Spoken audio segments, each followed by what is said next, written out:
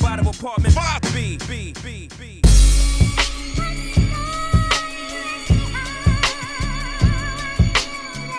You're now tuned into the Apartment 5B podcast, where we chop it up about hip-hop, R&B, sports, love and life. Hosted by Kill.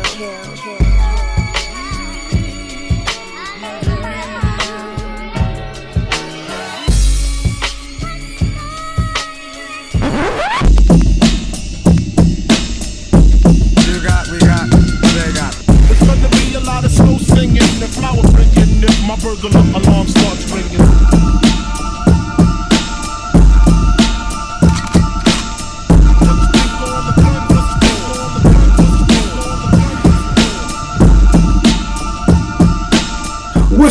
What's good? You are to an Apartment 5B podcast hosted by your man Kill. I got my squad with me. In effect, as always, got my brother Penny in the building. What's going on, bro? What's going on, everybody? Happy to be here. It's been a minute. No doubt. I got my man JR. What's going on? The youngest in charge. What's going on? A little tired, but we ready to do this. Where's the red cup, bro? Where's the red cup? Oh, it's here. Okay. All right. Good. We good. Vern out of ATL. What's going on, bro? Yeah, man. I just want to thank all y'all for putting some money on my books, man, while I've been away. I held my head, man. Thank y'all for holding me down. On checking on my wife and my kids and stuff, man. So it's all good, bro. It's all good. My brother Veg from BK. What's up, Veg? What up, man? I don't have nothing funny to say, so fuck it. All right, it's all good. And last but definitely not least, my brother Rel out of Philadelphia with the new debut album out on tap right now, bro. Tell him about it, man. Talk your shit for a minute, man. Yeah. Album's called Caught in the Moment. Executive produced by my man Kill.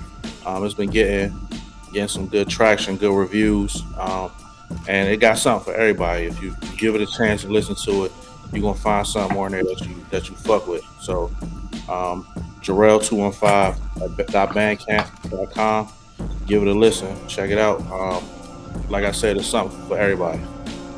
All right, no doubt. Y'all know me. Let's jump right into it. Prayerfully, if you've been rocking with us, we have been doing a series about the hip hop Bible. This topic came about because people would always say, Illmatic is the hip hop Bible. Illmatic is the hip hop Bible, at least on Twitter. And one day I had posted Criminal Minded, and I was gonna tweet, "This is my hip hop Bible." But then I stopped and I thought, can one album really be considered the whole Bible of hip hop? And I don't think it can. So, me being the definitely don't want to say the biblical scholar, me being the biblical student that I am, I said, okay, you got 66 books in the Bible. If we made a hip hop Bible on some old, the world is ending, Noah's Ark type thing, we want to give this to the next generation, what would be the 66 albums that would be in the hip hop Bible for you? And we're breaking it down from 24 albums from the 80s, from 80 to 89, 24 albums from 90 to 99, and then I think it's 16 albums from 2000. My math is all screwed up, y'all. So y'all know what I mean. But the moral of the story is you're getting 24 albums from the 90s and the 80s, and then whatever's left for the 2000s. So we started with 80 to 85, and we talked about how a lot of those, at those times, a lot of them were just songs, because at that time, a lot of groups didn't have label deals. A lot of times hip hop was just being born and not being born, but as far as, becoming a business. So a lot of people didn't think hip hop was gonna last. It was a fad. So people weren't getting label deals. People would get a 12-inch deal. Your 12-inch do good, we do another 12-inch deal. That does good, we do another 12-inch deal. And if that, then you may get the label deal. So from 80 to 85, there were a lot of 12 inches like Tila Rocks and Shores and different things like that. But now that we're into 86 to 89, it's probably going to be a lot more albums. And one, I want to go around the room first real quick to just see how this was for you. I know for me, this was extremely hard because 86 to 89 is probably my favorite era of hip hop. So to pick 12 to me was just crazy. Like, I've done this list a million times over in my head. Penny, we are brothers from another mother. How was this time frame for you, bro? It's probably the hardest pick 'em I've had, like, in memory. You know how many we used to do with Nick and them, and like do albums and do. This is probably the hardest one. And particularly because this is okay. People talk about the Renaissance, and it, and they have different opinions of it or what have you. But it's the '86 is when it starts, to me. And these are the first 4 years, calendar years. And a lot of us are going to agree on that 1 year that's the most stacked and most probably influential, '88. And it's so hard to just get 12 out of there. Right. So no, this was tough, man. Right. I had to put it. My bad. Vay, what about you? Wait, what's the question though?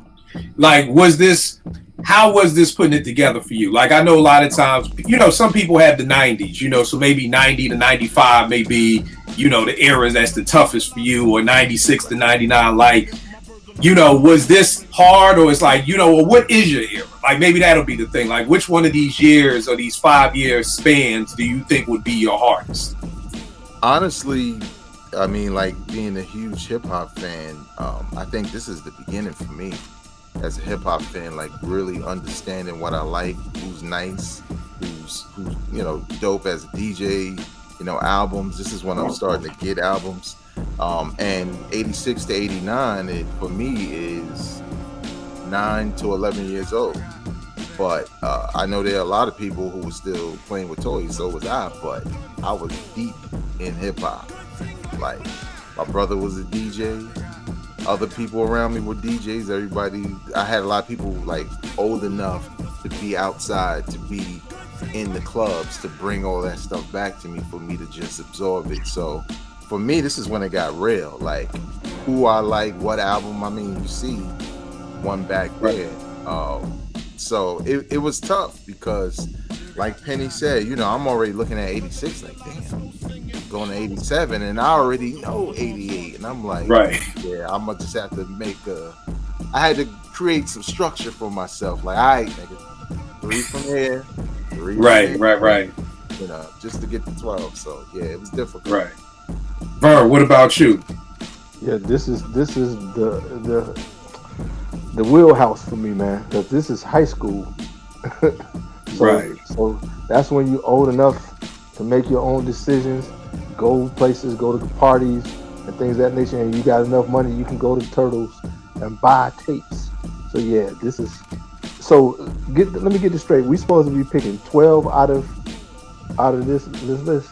12 albums that have dropped between 1986 and 1989. Wow. Okay. Thank you, sir. Bro, what about you, bro? You muted, bro.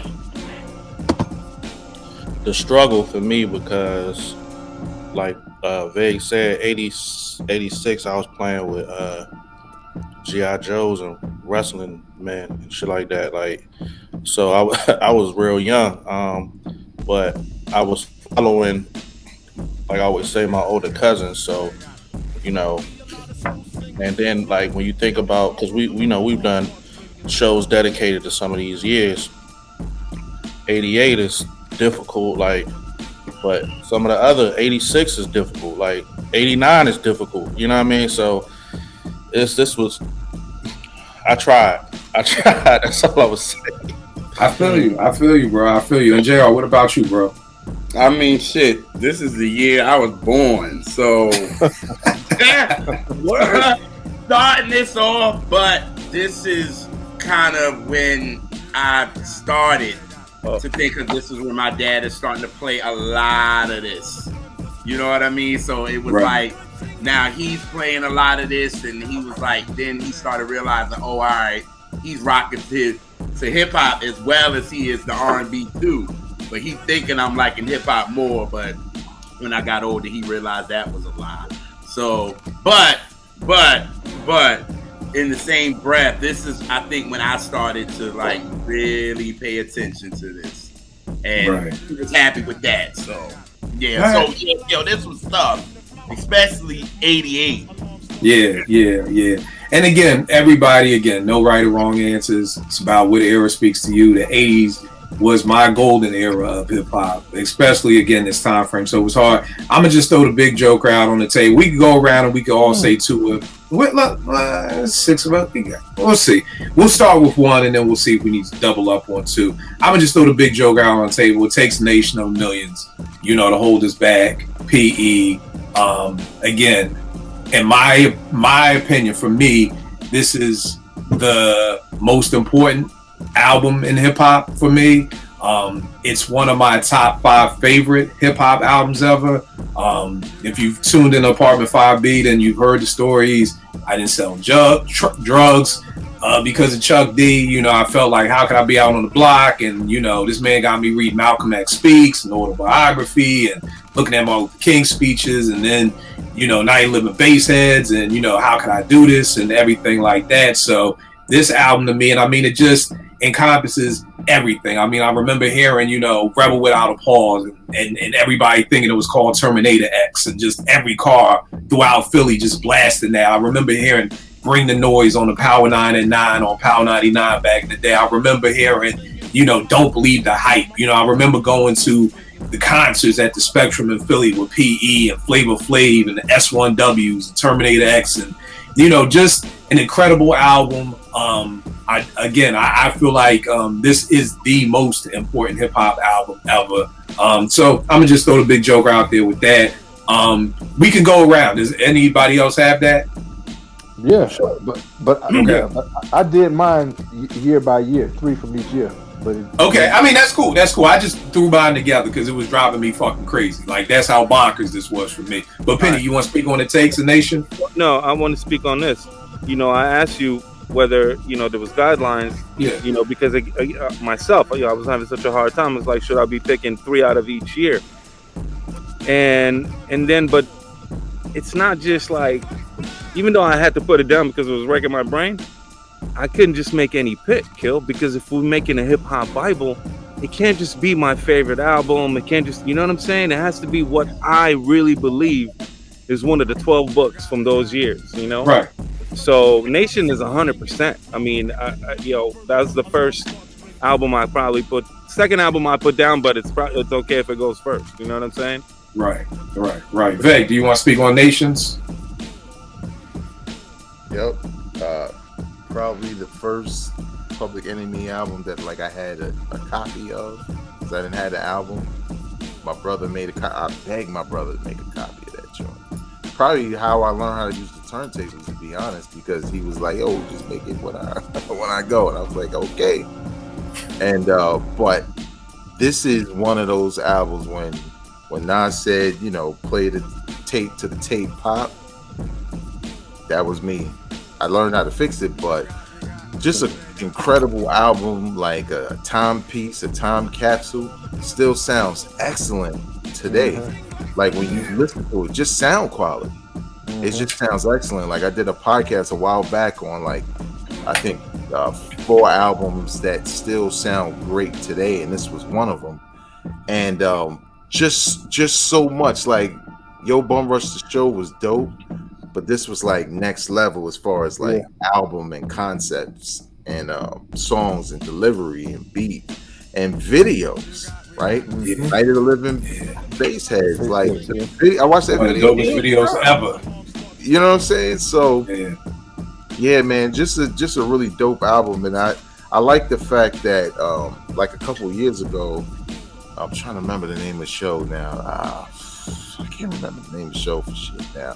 But a well-known public radio show that's national, been around for years on NPR and whatever local public radio stations you have. I'm trying to get it as I think of it. But they did a whole show on it. This is not a hip hop show at all. This is a show about things in life and culture and American culture. But they did most of the show on the anniversary of It Takes a Nation of Millions to Hold Us Back, and they did it right?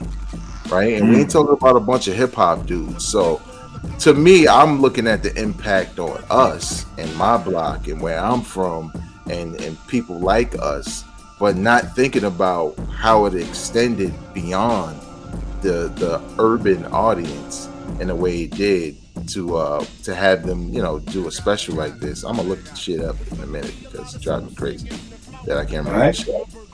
No doubt. Vern, you got it in the background, so Yeah. I mean, and that was the first hip hop concert I went to. It was LL, Jazzy, Run DMC, Public Enemy. Man, bro, the flames are still in downtown Atlanta from how they burned up that mug, man. It was like, it was an experience. So yeah, that's why they're on my wall. That's, like you said, one of the most important albums ever. Right. Well, what about you? Yeah, like I just know in Philly, like like this one thing. When I first heard it, my age, I was like, "Yo, this shit is so loud, bro!" Like, you know what I'm saying? It's so, and this the Jeep era in Philly, so it's like, you know what I mean? It's just blasting throughout the neighborhood. You know, my cousin always say he had a red Pathfinder, and I just remember, him playing this, and the video I remember is Black Steel in the Iowa Chaos. Yeah, and that's my favorite song off that album to this day. Like it resonates still like now. You know what I'm saying? So yeah, man, it's on my list. It's probably number one for the. All right. JR, did you have PE on yours? All right. Nah, no doubt. But it's that from you is very important for real, and me listening to it now. You know what I mean? Because my dad didn't listen to Public Enemy like that. So again, if I wasn't in the house, so I didn't start knowing it until y'all. You know what I mean? And that shit knocks. You know what I'm saying? So I'm into it now, but he wasn't then, so it wasn't on my list.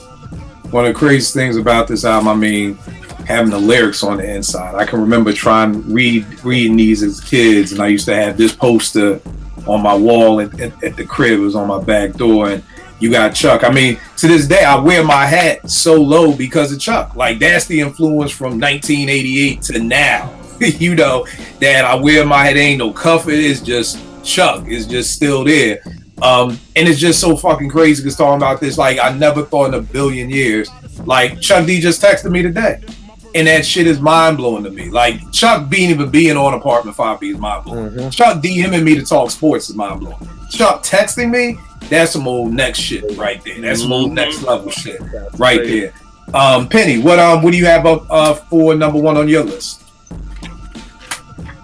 I mean, to me, this is another big. And again, when I say number one, these don't have to be in any order. I'm just saying. I didn't put them in order. I didn't put him in order, but to me, this is a big Joker. Not the. It could be the little Joker, but this is a big Joker also. Paid in full. All right. I know, like, and I talk about hip hop a lot. I've been doing that shit forever with my homies, with you guys, with everybody, whoever want to talk. People always, generally, most heads that I respect probably have Nations as number one album. To me, I always, it took me a long time to come to this because I really wanted to figure out really how I really felt about it, right? To me, this is the greatest album of all time with regards to influence. With regards to really what it manifested, what came after. Not so many people exactly went after what some did, what Chuck was doing.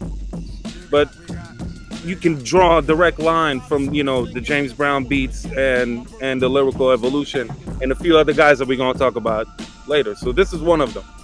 And, people will always say, like, oh, man, you're not going to put your GOAT album with Chinese arithmetic on it. And I'm going to say, yes, I am, because I know you got soul, and I know joke, and I got my melody. Yeah. And you got records that are some of the best records of all time, and that conversation on the same album. Yep. So paid in full to me. The GOAT, Rakim. I think it's silly as an aside to say that an album has to be flawless in order for it to be like just straight classic. That's silly. Anyway, I can go on a tangent on that. Here's the thing. Paid in full, of course, is on mine. I always tell the running joke. I was outside before there were rap videos like that. So when I brought this album from Beach Street in Brooklyn, I actually thought Eric B was Rakim. Because Eric B with the cornrows, I was like, he looks more of a Rakim. So until I saw the video for I Ain't No Joke, I was thinking Eric B was Rakim. You know, this is before people watching. This when white, you know, black folk thought T. Marie was black. We thought Hall & Oates was black. There were no videos, so we didn't know what they looked like, but they sounded black. So I know somebody's like, well, how could you not? Well, there was no videos. When I heard my melody, there was. To this day, there's no video for my melody. So there's no video for Eric B's President. There's no video for I Know You Got Soul. You know, so the only video was for I Ain't No Joke and Move the Crowd. So you gotta understand that we was hearing this album again. This is the 12-inch era. We was hearing the 12 inches before that. You know, and I just remember being in Brooklyn, and for people who don't know, like that's the album cover. I mean, you got the Paid in Full posse down here at the bottom. You got the real 50 Cent, G Rappers in there. And I just remember looking at this, and I would be writing down all the gear that I wanted for school the next year that I wasn't gonna get, but the shit was fun. you know, I want that 4-finger ring like Eric B guy right there, like, you know. So again, I'm with you on this, Penny. Incredible album. People also have to understand at that time that Chinese arithmetic, and I mean, keep in mind, I haven't heard that song in a million years because I've skipped over it. But if I'm not mistaken, it was just the DJ's cut, right? It was just it's the DJ cut and the keyboard record, right? And at that time, and again, this is why people have to be outside that time to understand. Everybody had a DJ cut where you just let your DJ get big. Some better than others, yes. A great one was A Touch of Jazz on Jazzy Jeff and Fresh Prince Rock the House. Incredible joint. Chinese arithmetic wasn't that. It was just a DJ cut. That's what it was. So it's almost like somebody holding the house song against a certain album. Like there was just a time when everybody had a hip hop house song. You know, that was just part of the game. You know, so I'm not gonna hold the hip hop house song against the rest of the album because that's just what people were doing at the time. Anybody else had Eric? I Ain't No Joke. I mean, I Ain't No Joke Paid in Full. It's been a long day, y'all. I've been fucking up on the show all day. Just understand that I've had a long day, so it's gonna be a lot of mistakes. You know, a long day. JR done work 15, 16-hour days. We tired, y'all. We work full-time job, then we come home to do this. That's why I appreciate my brothers up here with me, because niggas could be asleep right now. So I just got off, so right. So like Rel literally texted me like, yo, I'm walking in the house right now. So y'all gotta work with us. All right. This ain't regular people who we get paid to do this shit. But babe, this gets the kids good night. Yeah, Paid in Full. What you got for this one, bro? Man, listen, I remember when, you know, even before the album dropped, with the singles and block parties and hearing it and seeing everybody's reaction. And I think the thing that caught me off guard, that this was all coming from the same dude. You know what I'm saying? This is before so when the album dropped, I was just like, I don't think anything's whack on here. Like, I don't know if I've ever experienced that at my young age of just everything being dope. And like you said, Chinese arithmetic, that was the thing. Nobody really blinked. It's like, oh, the DJ cut. Yep. You know, used it, you didn't, whatever, you did, whatever. I think later, you know, like you said with the house music, you fall out of that time, and you then, like 90s Steve, it's like, oh, excuse me, y'all, that's my real name, because I did bump out.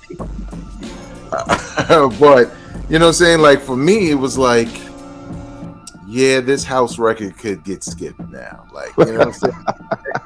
In 1995, I could skip the joint, except for Jungle Brothers. I still love that. Our house, that's oh yeah, that's the one. That's a staple. Right. But yeah, I'm with Vague. No brainer. Yeah, and I'm with you 100%, Vague. I remember hearing my melody and being like, yo, it can't get no better than this. Then hearing Eric being president and being like, yo, it can't get no better than this. You know, then hearing I Know You Got Soul, it's like, yo, what, yo, like, so for people watching, like, that was the feeling, like, how is this dude just keep getting better? Like, yo, how is that even possible that you just keep getting better? You know what I mean? Vern, what about you with Paid in Full? Paid in Full is on my wall, but I don't feel like going over there to it, so just trust me. Paid in Full is definitely a staple for a number of reasons that you just mentioned. I can remember, man, I moved to Georgia, we went at a party at an apartment complex, and everybody was just juking to I Know You Got Soul. I mean, I'm talking about house parties, like busting a sweat, just dancing, and to the point about Rakim and his preeminence. I can remember DMC saying he had just got back off a tour, and somebody put the tape in, and he was like, "Yo, are we over?" Because I mean, think about Run DMC, the kings of rap, and they hear Rakim and like, "Yo, I think we might be done." So yeah, that's definitely on the Mount Rushmore, whatever you want to call it, paid in full for sure. Right. Were you gonna say, Penny? I put up a clip on Twitter not too long ago of Chuck saying a similar thing in an interview. How he heard it and Hank heard it at the same time, and they called each other and they're like, "What the fuck is this? What are we gonna do?" You know, like, it was like emergency. We gotta regroup. Well, what about you? You had paid in full? Yes, sir. And I just remember, like, nobody was like rapping like this. Like, as far as like the cadence and the voice, and he wasn't yelling. It was kind of just laid back. You know what I'm saying? Like, and I agree with Penny. Like, this was influential because of what came after it. Like, so many people, so many of our favorite MCs after that, you know what I'm saying, followed that, were influenced heavily, you know what I'm saying, by that. And it was just something different. I know for me, hearing it was just different. Like, damn, this dude is just like kind of like a jazz player or something. Like, he, you know what I mean? Like, you know, because before it was more like a lot of MCs are more boisterous, and you know, he just is laid back and just spitting, you know what I'm saying? And it just was different for me, man. And it was, you know, I know for a fact, a couple of my favorites were heavily influenced by Rakim about it. So definitely was up there for me. It makes sense. It makes sense that Rakim played the saxophone because that's how he rhymed, like Coltrane. Just finding those pockets and just, you know, just killing it. Gerald, did you have paid in full? Yes, I did. It was albums that I knew my dad reacted to differently, and this one, even him playing this in the 2000s, he acted like it came out in '87. Yep. Like, it was just the way he acted. Like, he was just like, you throw Eric B for president on, and he will lose it, and you'll be like, damn. Like, and then when you listen to this album like that, you like, okay, I get it. You know what I mean? Because you would think like, all right, whatever, but it's certain albums that he would listen to that I knew that it was different than what, you know what I'm saying, than the other ones he was. And he will always talk about how Rakim spit. He was so level with it.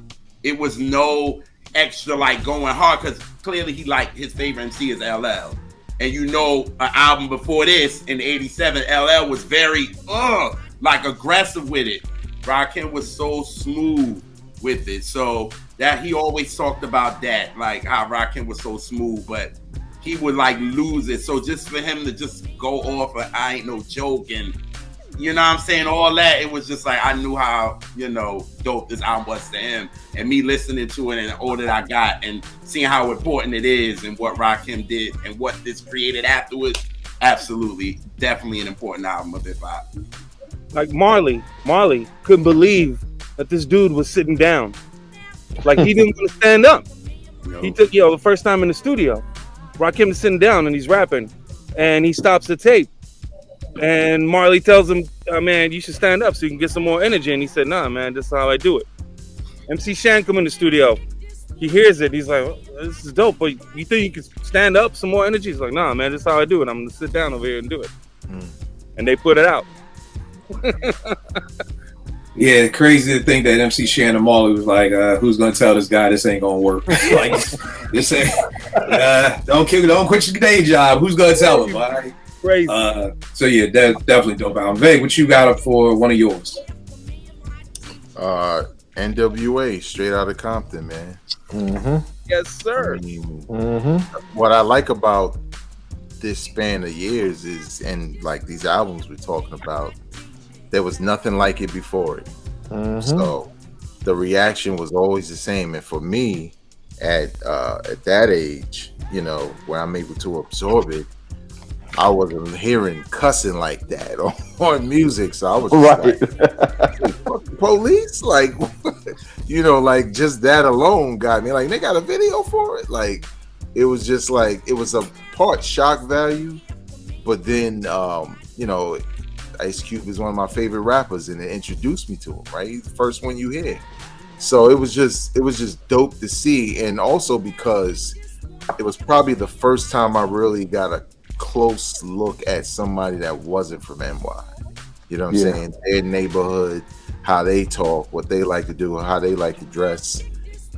Yes, Kill, they had Jerry curls, but we gonna talk about that. We are gonna talk about the Jerry curls. We gonna talk about Jerry curls. But yeah, like just all together, it was just exposure, right? Kids today are exposed to people from different regions in a much easier way. They could do it in video games, social media, whatever. You know, you get to absorb the culture from different neighborhoods. But this is kind of one of the ways we did, right? In a real way, it's like, yo, these dudes are from all the way on the other coast, and yeah, just the songs, man, like Fuck the Police, and like I'm not even gonna go down because all the shit dirty. So, but you know, just for kids, just imagine being 10 years old and yeah, you've heard Richard Pryor and Red Fox and all that, and you should know, but you like, oh, in hip hop they could curse like this, like, you know. So the funny thing with me was Straight Outta Compton is I remember being like the same way I was with DJ Quick. I ain't listening to that shit. These niggas got Jerry curls. Right? Now I get it. I've been to LA. I know LA people now. That was the shit in LA. Again, y'all gotta remember there was only one fucking nigga in hip hop with a Jerry curl, and that was Curtis Blow. And that nigga stopped rhyming in like 84. Even Fresh had an S curl. That wasn't even a full Jerry curl. So I don't understand why now 2023 people want to act like I'm crazy for not wanting to listen to see no niggas with no Jerry curls talking about fuck the police. My old head Sean told me like, yo, you gotta hear this album. Gave me his Walkman. Like Vague said, I heard Straight Outta Compton, Fuck the Police, and I was just like, yo, I gotta go get this. Rel, we did the show about going different places for music. I had to go to the Sound of Germantown. That means I had to get on the XH bus. People from Philly, that's like going into a whole, I could have got robbed, jumped, stabbed, killed, whatever. Did all that in the fucking rain for N.W.A. Got the tape, popped it in my Walkman. I'm enjoying to it on my way back, and the tape fucking pops. Yo, I was I was defeated. Like I risked my life in the rain. I'm enjoying the joint, and it pops. But again, one of the greatest albums, in my opinion, of all time. Dre, production-wise, was just crazy on this. So when everybody wants to talk that Daz, who did this, well, fuck, there wasn't nobody around when Straight Outta Compton was, you know, well, Yella did something. Well, I ain't never heard nothing Yella do shit sound like Straight Outta Compton or Fuck the Police. And don't even get me started on the video version of Express Yourself with that loud whistle in the back with them hard-ass drums. Like, yo, 5 My classic album to me, man. Penny, you had N.W.A.? Oh, hell yeah. I mean, I thought, to be honest, I thought I was going to be bringing it up because I'm, you know, generally. I mean, at the end of the day, I think the show may go a lot faster because we already knocked all 4 things on my list already. So I'm cool with that. I think that makes it more concise. Yeah, you know what I mean? So at the end of the day, we can go over what made our list specifically, but I'm just tapping on people. If you didn't have it, don't, you know, just keep it moving. But if you had it, definitely raise your hand and say something to speak on it. What were you going to say, Penny? Yeah, and I mean, you know, growing up in LA, I thought I was going to bring it up, but I'm so glad that Vague brought it up.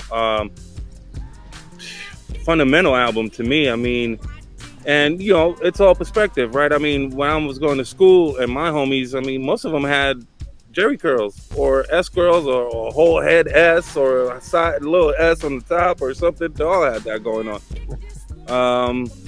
Shag, you know, a little something going. That's what I had going.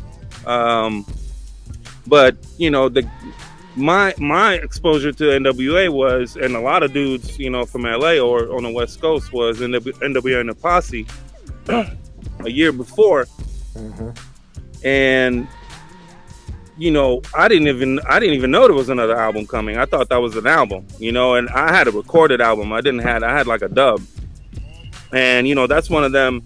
I was talking about it today on Twitter about that album and Born to Mac, because I used to only, you know, that's headphones only in the house because I had a room with my two siblings, you know. I was in the room with my two siblings and my mom's used to always walk around and you just can't play that. So it was always like this. I mean, so was Straight Outta Compton, really. But so I didn't even know it was coming. So when Fuck the Police came out, man, I mean, that shit was, I like remember hearing that shit first time, but like a car like zooming by or something like that. The drums, you know. And another thing I want to just before I know I'm taking too long. That was when, you know, a lot of times, like later on in the 90s and from the early 90s, there was like a division of, oh, you like more West Coast rap or you like more East Coast rap. When this was going on, nobody said that because the common denominators were similar samples. And maybe we flipped them a little bit different and it was like, you know, some whistles over and maybe some funk was thrown over, but it was similar common denominators. And we had such a variety in rap. Yes.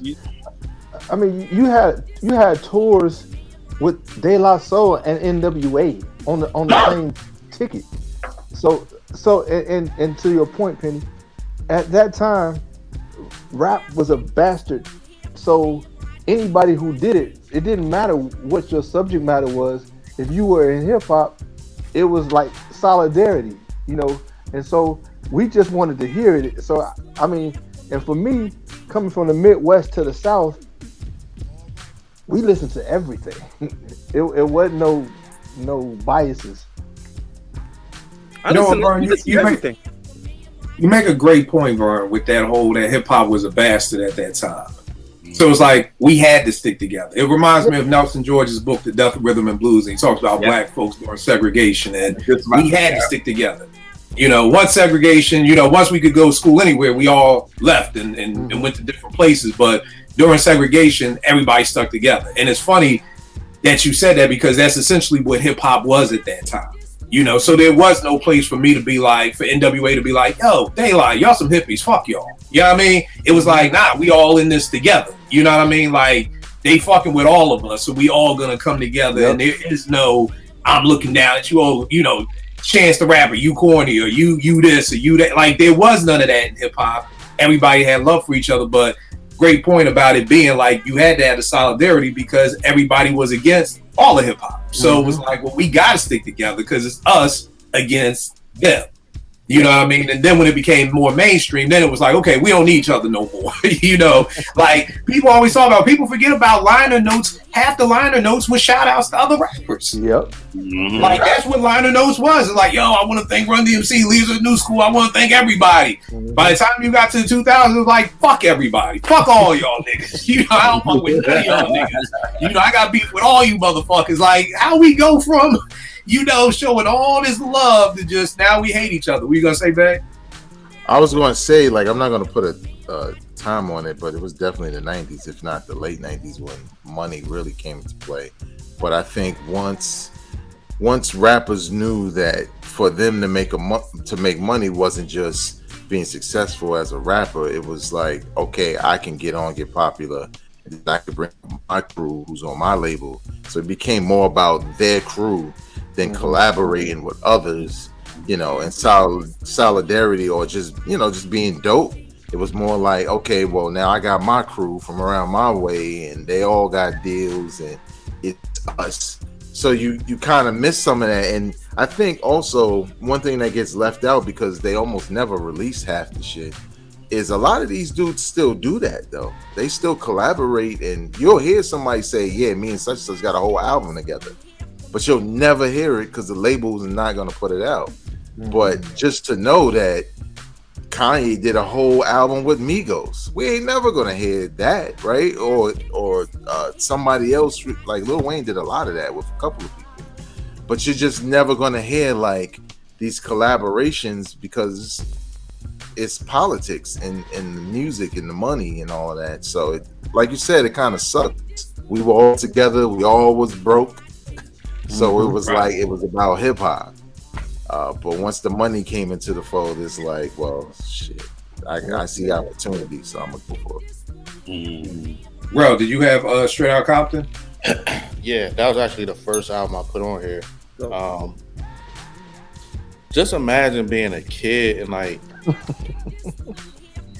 hearing this, man. Like, shit, I was 14 and I was blown the fuck. I was like, whoa, what we doing? You went from 0 to fucking 100 in like 0.2 seconds, nigga. Like, we coming from, there would be one curse word, Kane would be like, oh shit, or Rakim, I'm gonna tear shit up. But it was like coming straight out of Compton, crazy motherfucker named Ice Cube from a gang called Niggas with Attitudes. Like, dog, like I didn't even know that was legal. Like, you can say this. So I could only imagine being even younger because I was 14 and I was like, yo. So yeah, I remember like you couldn't tell me like Compton wasn't the scariest place on earth, bro. I was like, yo, I'm never going to Compton. Yo, the funny thing is, bro, I didn't even know what Compton was. I never heard of Compton. I just knew LA. I didn't know nothing about no neighborhoods and Crenshaw. I didn't know what Compton was. Compton stuff. I'm like, straight out of Compton. Where's that? What's that? You know what I mean? Yeah. And everybody know Ice Cube, one of my favorites. And, like, that was the start of it right there. When he started off that song, I was like, oh man, you know what I mean? And I just remember in class, it was a dude in my class, like we had to like tell stuff about ourselves and what's your favorite song. And his was Straight Outta Compton. I'm looking at this dude like, bro, we in like the third grade. Like, what is wrong? You know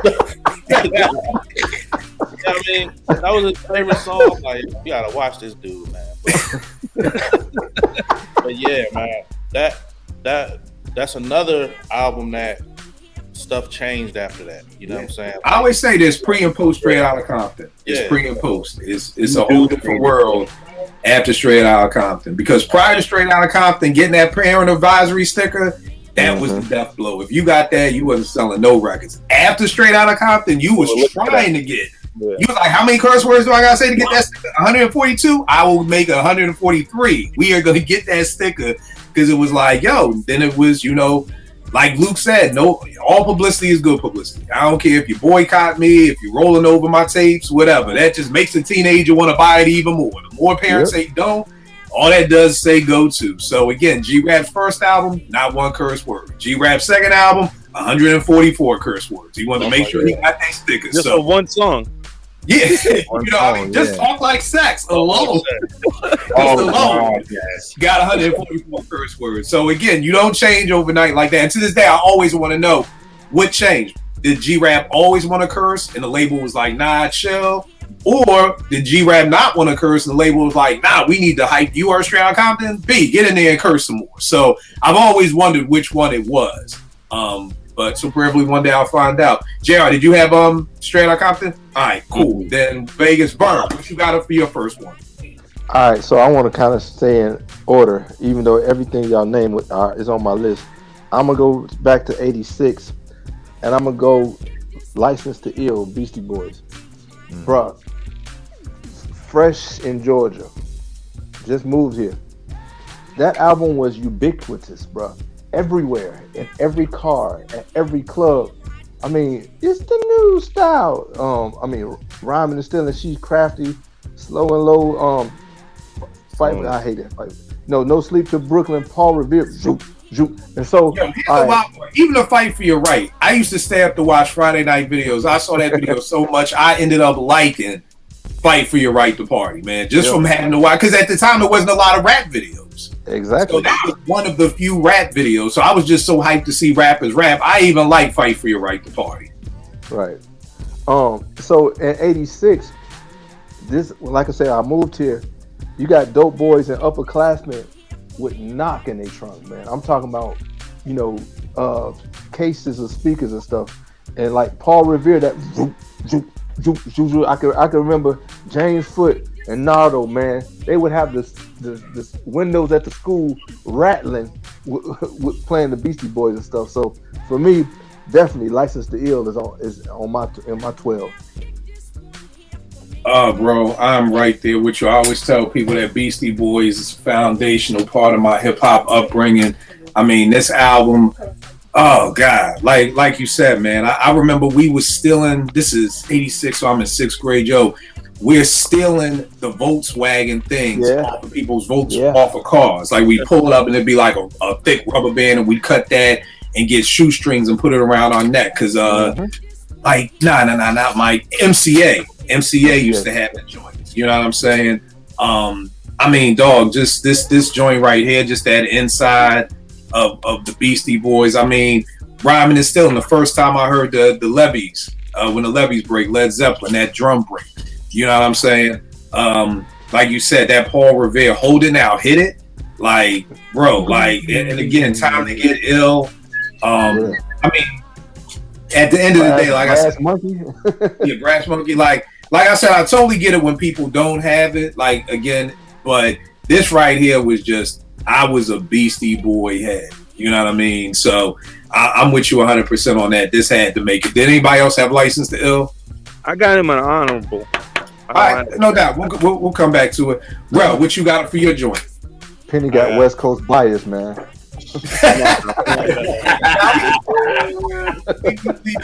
That's the easy card to get out of jail for. West Coast bias. What you got, bro? I got the Great Adventures of Slick Rick. Yes. Listen, man. Of course. All right, so I just remember, you know this, Kill. My like, everybody has cable now, right? Like, but back in the day, like, getting cable was like a thing.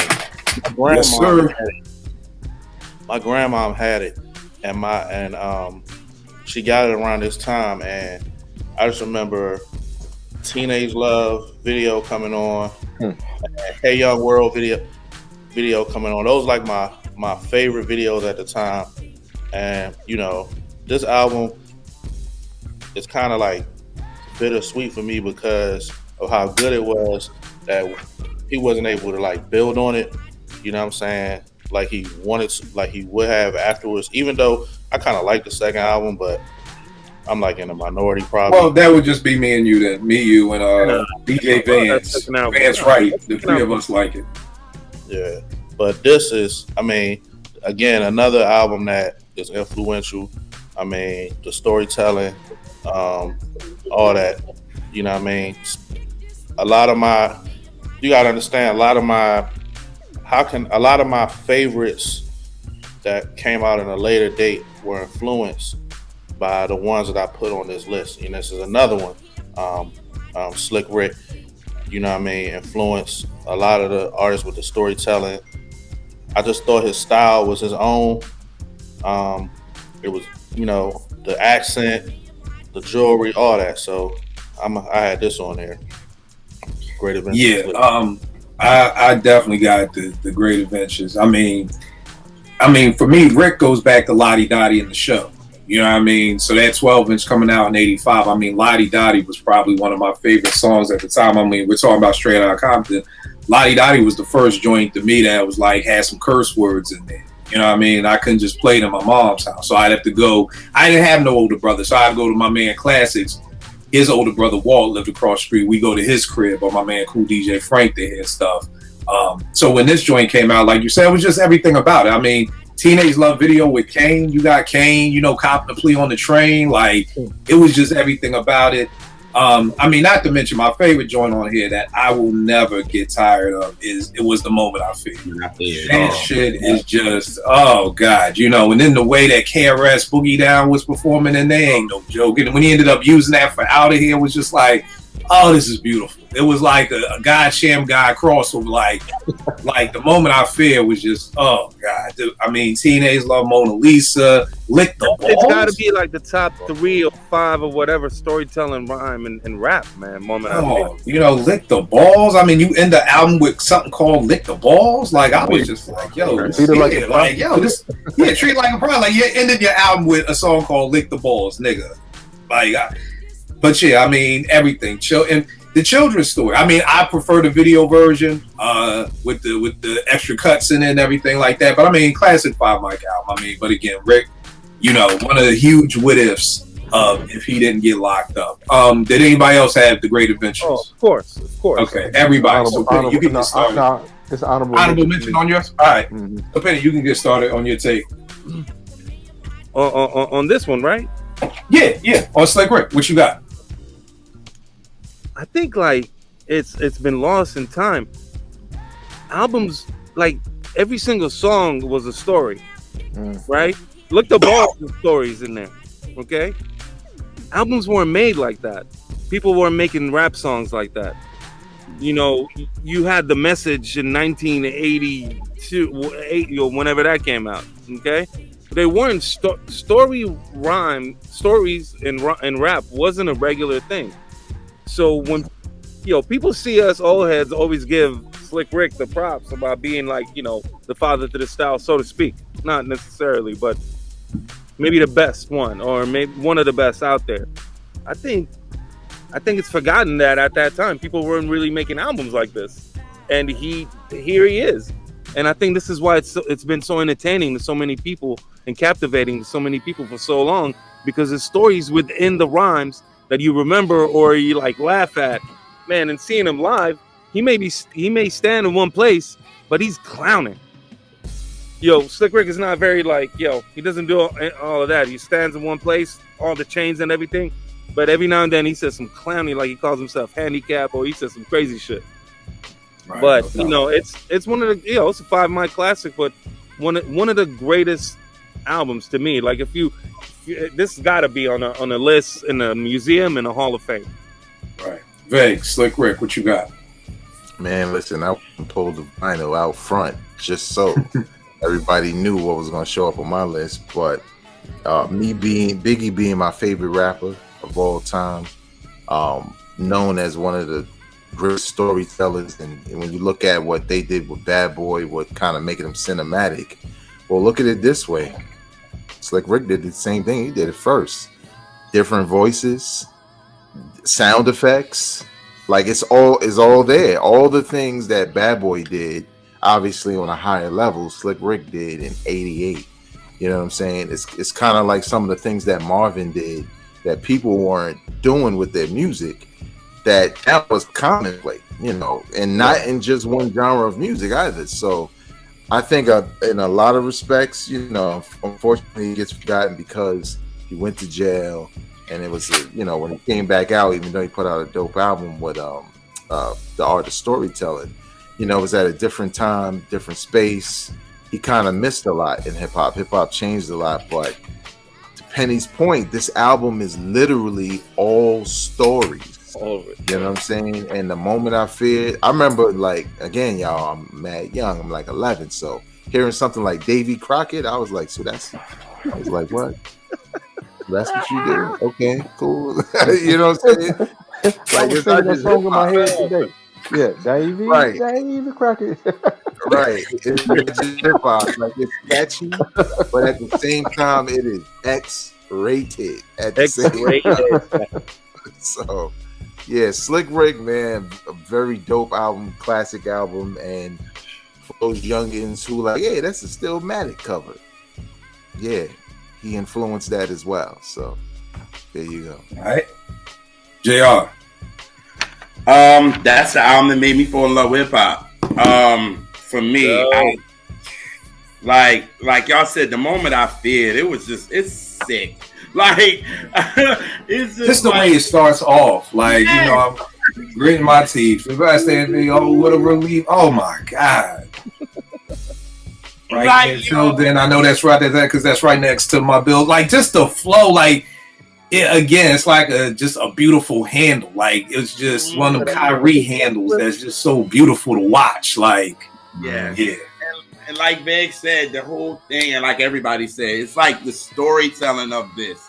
You know what I mean? Like, it's just, and yeah, I prefer the children's story video version as well. But I just got memories of this. It's just like this was played all the time around me, my house. It's definitely seeing mom and dad go back and forth doing Mona Lisa with each other like that. That was dope for me. It was just like it was different than anything that I heard. So it was just like, I love this. So and to realize and talking with y'all and so how important it was, I was like, oh, okay. So this is definitely on my list because this is the album that I fell in love with hip hop with. So that's what it is. That's what it is. What you got for yours? All right. So everybody done took out of mine, but I'm gonna say "Lyte as a Rock" with MC Lyte. Mm-hmm. That's on my list. Okay. I'm gonna say that. My mama killed me if I didn't. But yo, this like just 10% diss and paper thing and kicking it for Brooklyn. Like MC Lyte was just in another lane of her own. You know what I mean? When she came out with this, so just an album like this and the way her cadence, the way she was flowing, like she was just so chill and everything. It was like, yo, she opened the lane for the hard like chicks, you know what I'm saying, that can get down with the dudes, you know what I mean? So definitely as a hip hop album, I had to say Lyte as a Rock. All right, no doubt. Anybody else have Lyte? I did. Yep. All right, Penny, you want to start on that? Let me go around the other way so everybody ain't waiting. Bro, what you got on Lyte as a Rock? I just remember, like, it's kind of hard to explain. She had like a presence that you ain't see from, like, I mean, because she was a female, it just was, her presence was crazy, you know what I mean? And again, this was a formative time for me, like, because I was starting to develop my own things that I like and taste in music, and I was starting to see videos and stuff like that. I just remember Paper Thin. That video was crazy, man. And I just remember them. They were talking about pushing Jettas and shit like that. Like, that shit was just crazy. Videos, bro. Yeah, videos out. But her presence, yo, like she's got a presence about her that you just can't explain. So that definitely made my list. Yep. To your point about her presence, every award show you watch now, who's speaking? MC Lyte. Yep. Yeah. And so 88, I'm starting the 11th grade. So I'm buying my own stuff. And one of the things that really stands out besides MC Lyte is this album cover. If you look at her DJ, he got on them blue Nike, I think were they Delta Forces? I gotta see. Yeah. Lyte. And that song reminds me of one of my favorite all-time movies ever, The Wood. When they came to that first school dance, they was playing that. But yeah, MC Lyte, definitely MC Lyte, like swinging. I love how that song starts with that sample. Dun, dun, dun, dun, dun, dun, dun, dun. JR, what is that song from? Shoot, damn, y'all know I'm tired. You know, MC Lyte swinging. The joint starts off. I can't call it. Is it a simple song? No, it's not a simple song. Sing a simple song. That's what I meant. Oh, no. I mean, I know what you're saying. Not the slide joint. Nah, don't play that, Vern. You trying to get us banned from YouTube. You know you I didn't can't do that. play no music. I'm not doing that. That ain't me. Yeah, the other thing about Paper Thin is that's not on my list. But the thing I love about Paper Thin that a lot of people don't talk about, I want to say it's probably one of the only, if not the first, that does a whole overdub of the whole song. So if you watch the video, she spits all the rhymes, but then the song keeps going again, and you hear her overdubs, and the overdubs are just like her little ad-libs. You know what I mean? So when you're watching the video, not 10%.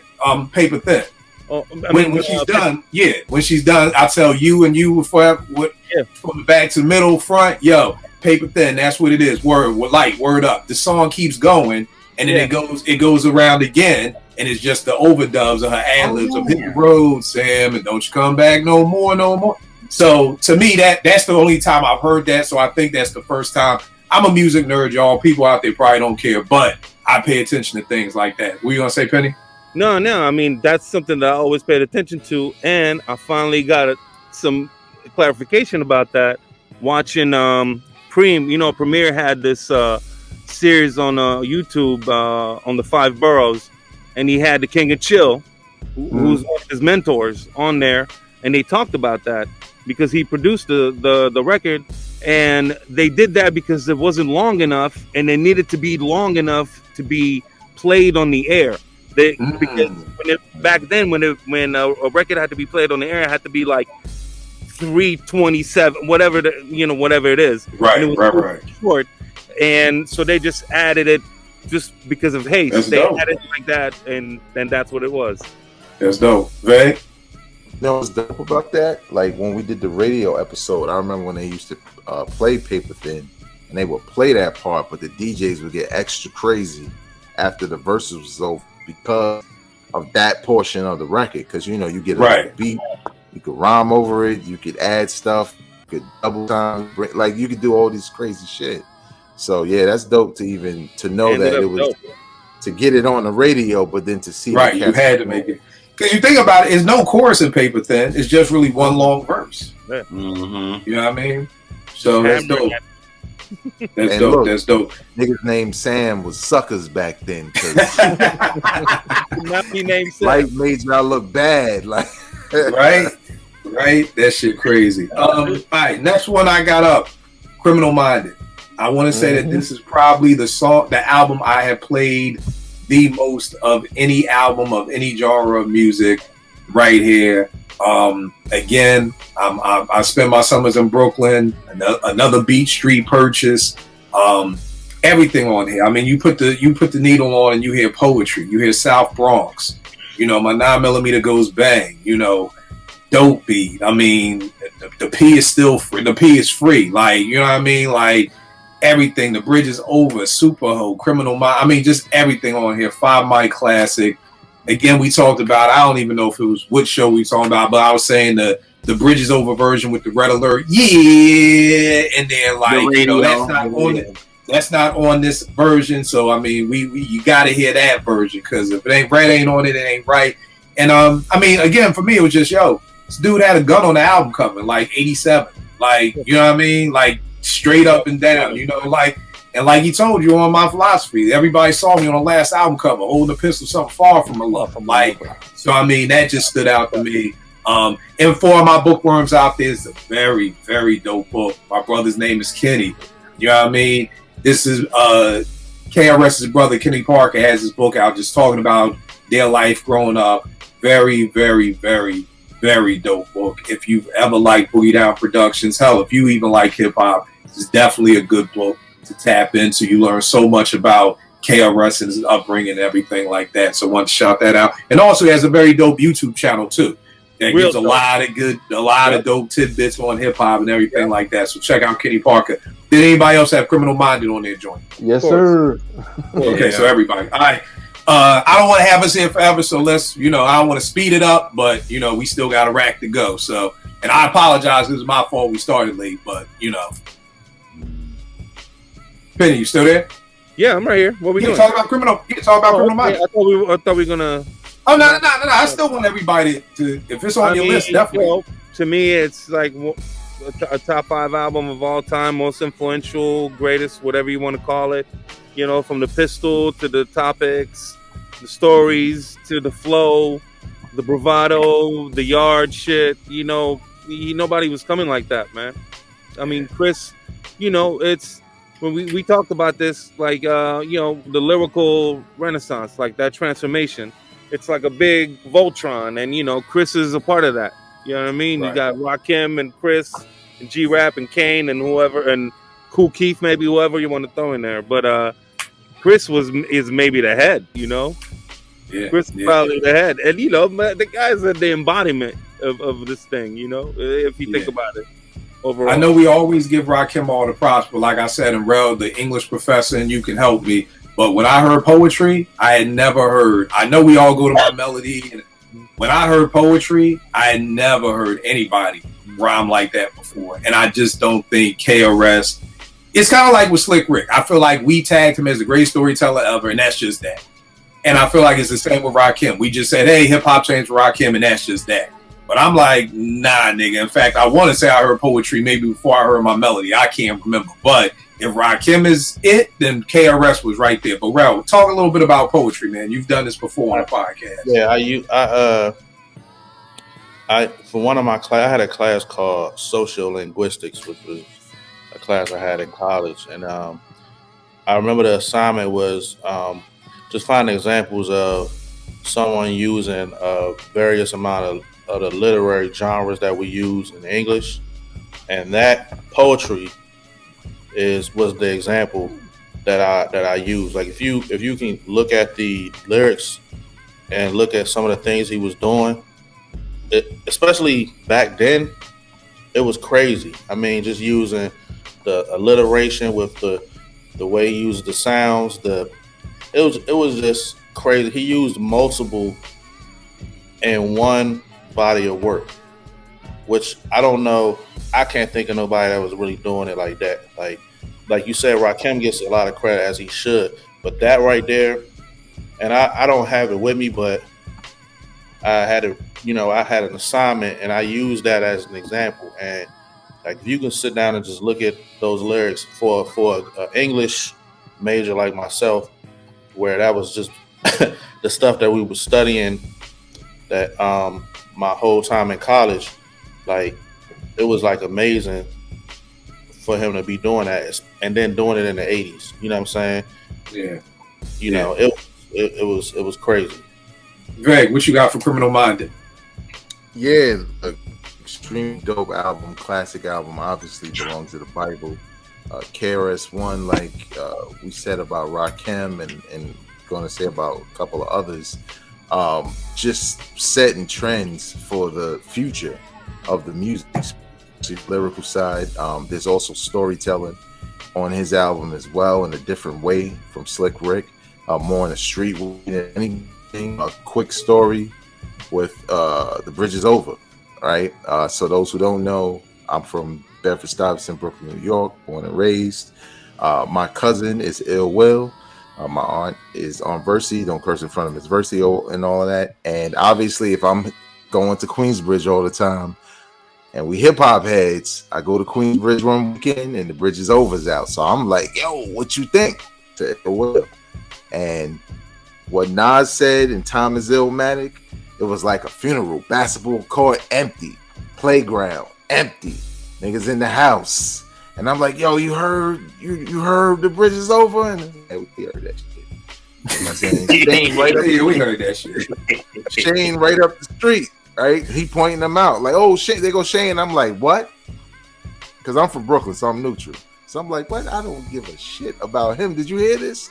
And it was just dope because I think it was a Kumo D, Busy B moment between Shan and KRS-One, going on a next level where it was like, oh, one dude is the rap we know, the other dude is the evolution.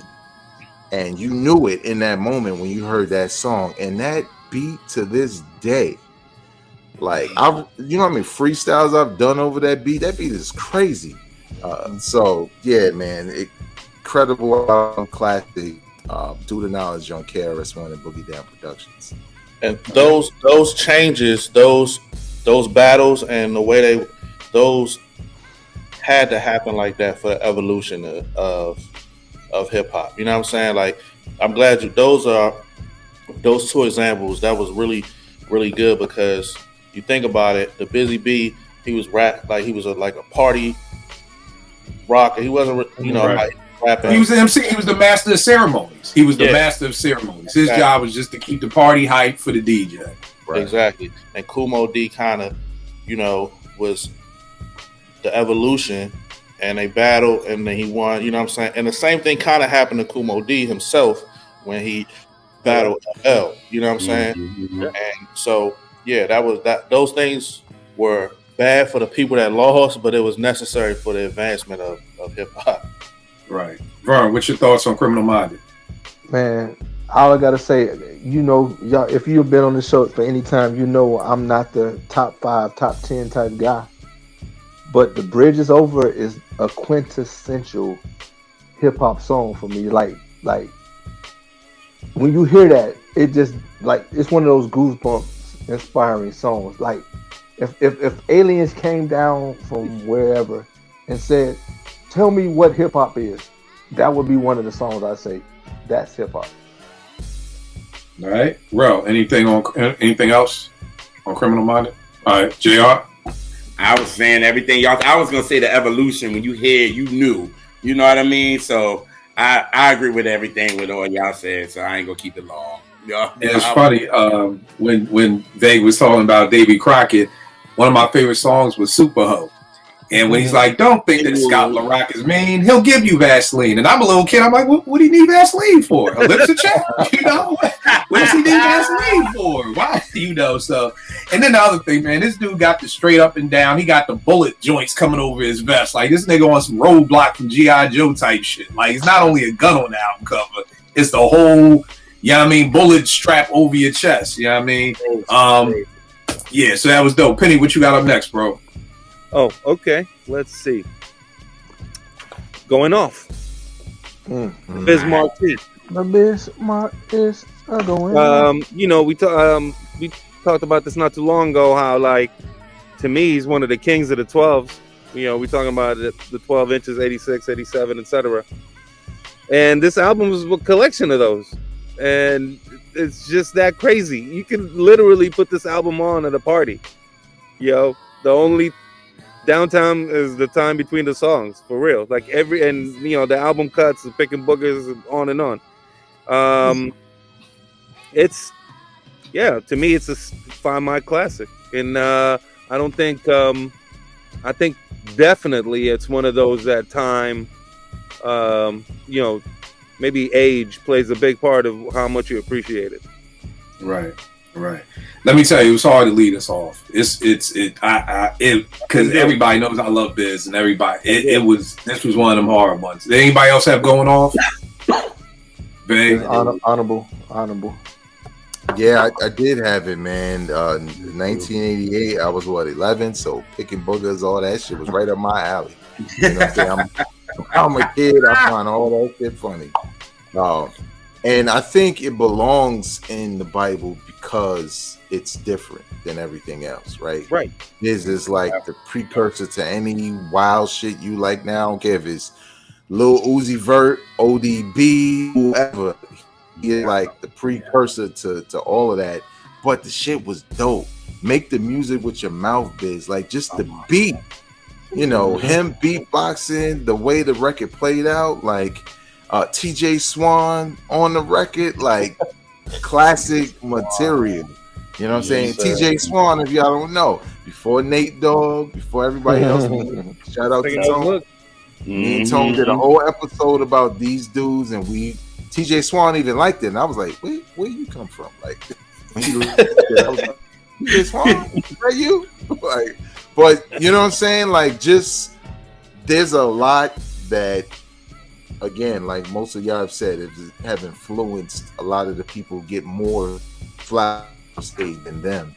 And I'm glad Biz has a doc. I'm glad he's getting his flowers, but y'all don't know. Y'all do, but people who are watching who don't know, going off 88, you couldn't tell me Biz didn't have a moment. Oh yeah. If you say that, you weren't there. Here's the crazy thing I always tell people: the bulk, not even the bulk, 98% of my record collection is all other genres. I didn't get a lot of hip hop records. People always ask me why me and Vay worked at the radio station. I had to service 4 DJs, so when the vinyl came in, they got the vinyl, I got the CD. So all my CD collection is hip hop. The vinyl is everything else. But as y'all can see behind me, the only 12-inch out of all these records is that Biz joint right here. Make the music with your mouth, Biz. Like, that's how important this man, in my opinion, is to hip hop. That out of all these records, he's the only 12-inch. And I paid $40 for this shit for a 12-inch. But that's how important Biz is to me. That's the only thing that's shown back there. Rel, you said you had going off. What you got on it? Yo, I'm a kid, bro. Like, this is right up my, like, this is my shit at that age. You know what I'm saying? Like, and again, the Vapors, like, one of the greatest songs ever. One of the greatest songs, greatest videos, greatest concepts. So many quotables that's been taken and used in other songs. I mean, just classic, you know what I mean? And like I'm like they said too, I'm glad he's getting this He got the documentary and stuff. So he's getting recognized for his contribution to hip hop because he had a huge one. And I think because of like his personality and stuff like that, like how people were like mentioning him was kind of like disrespectful to me a little bit, like the clown. That clown prince. I hate that. I don't like that shit. Yeah. Like you know what I'm saying? Like it doesn't encapsulate the impact that he truly had in hip hop. It kind of just like he was more than just a clown. You know what I'm saying? So. Right. Yeah, it definitely was on there for me. Like you gotta, like you said, like hip hop hits certain things hit people differently, especially your age group. You know what I'm saying? At that age, this was the shit, and I can, I'm a kid. Like this is what I'm listening to. You know what I mean? So definitely mine. JR, what about you? It was fun. It's fun, but like Vegas said, it's dope. How you start the album off with Picking Boogers? Like, that's the first joint. But here's the wild part about it. I think is what you're saying is dope.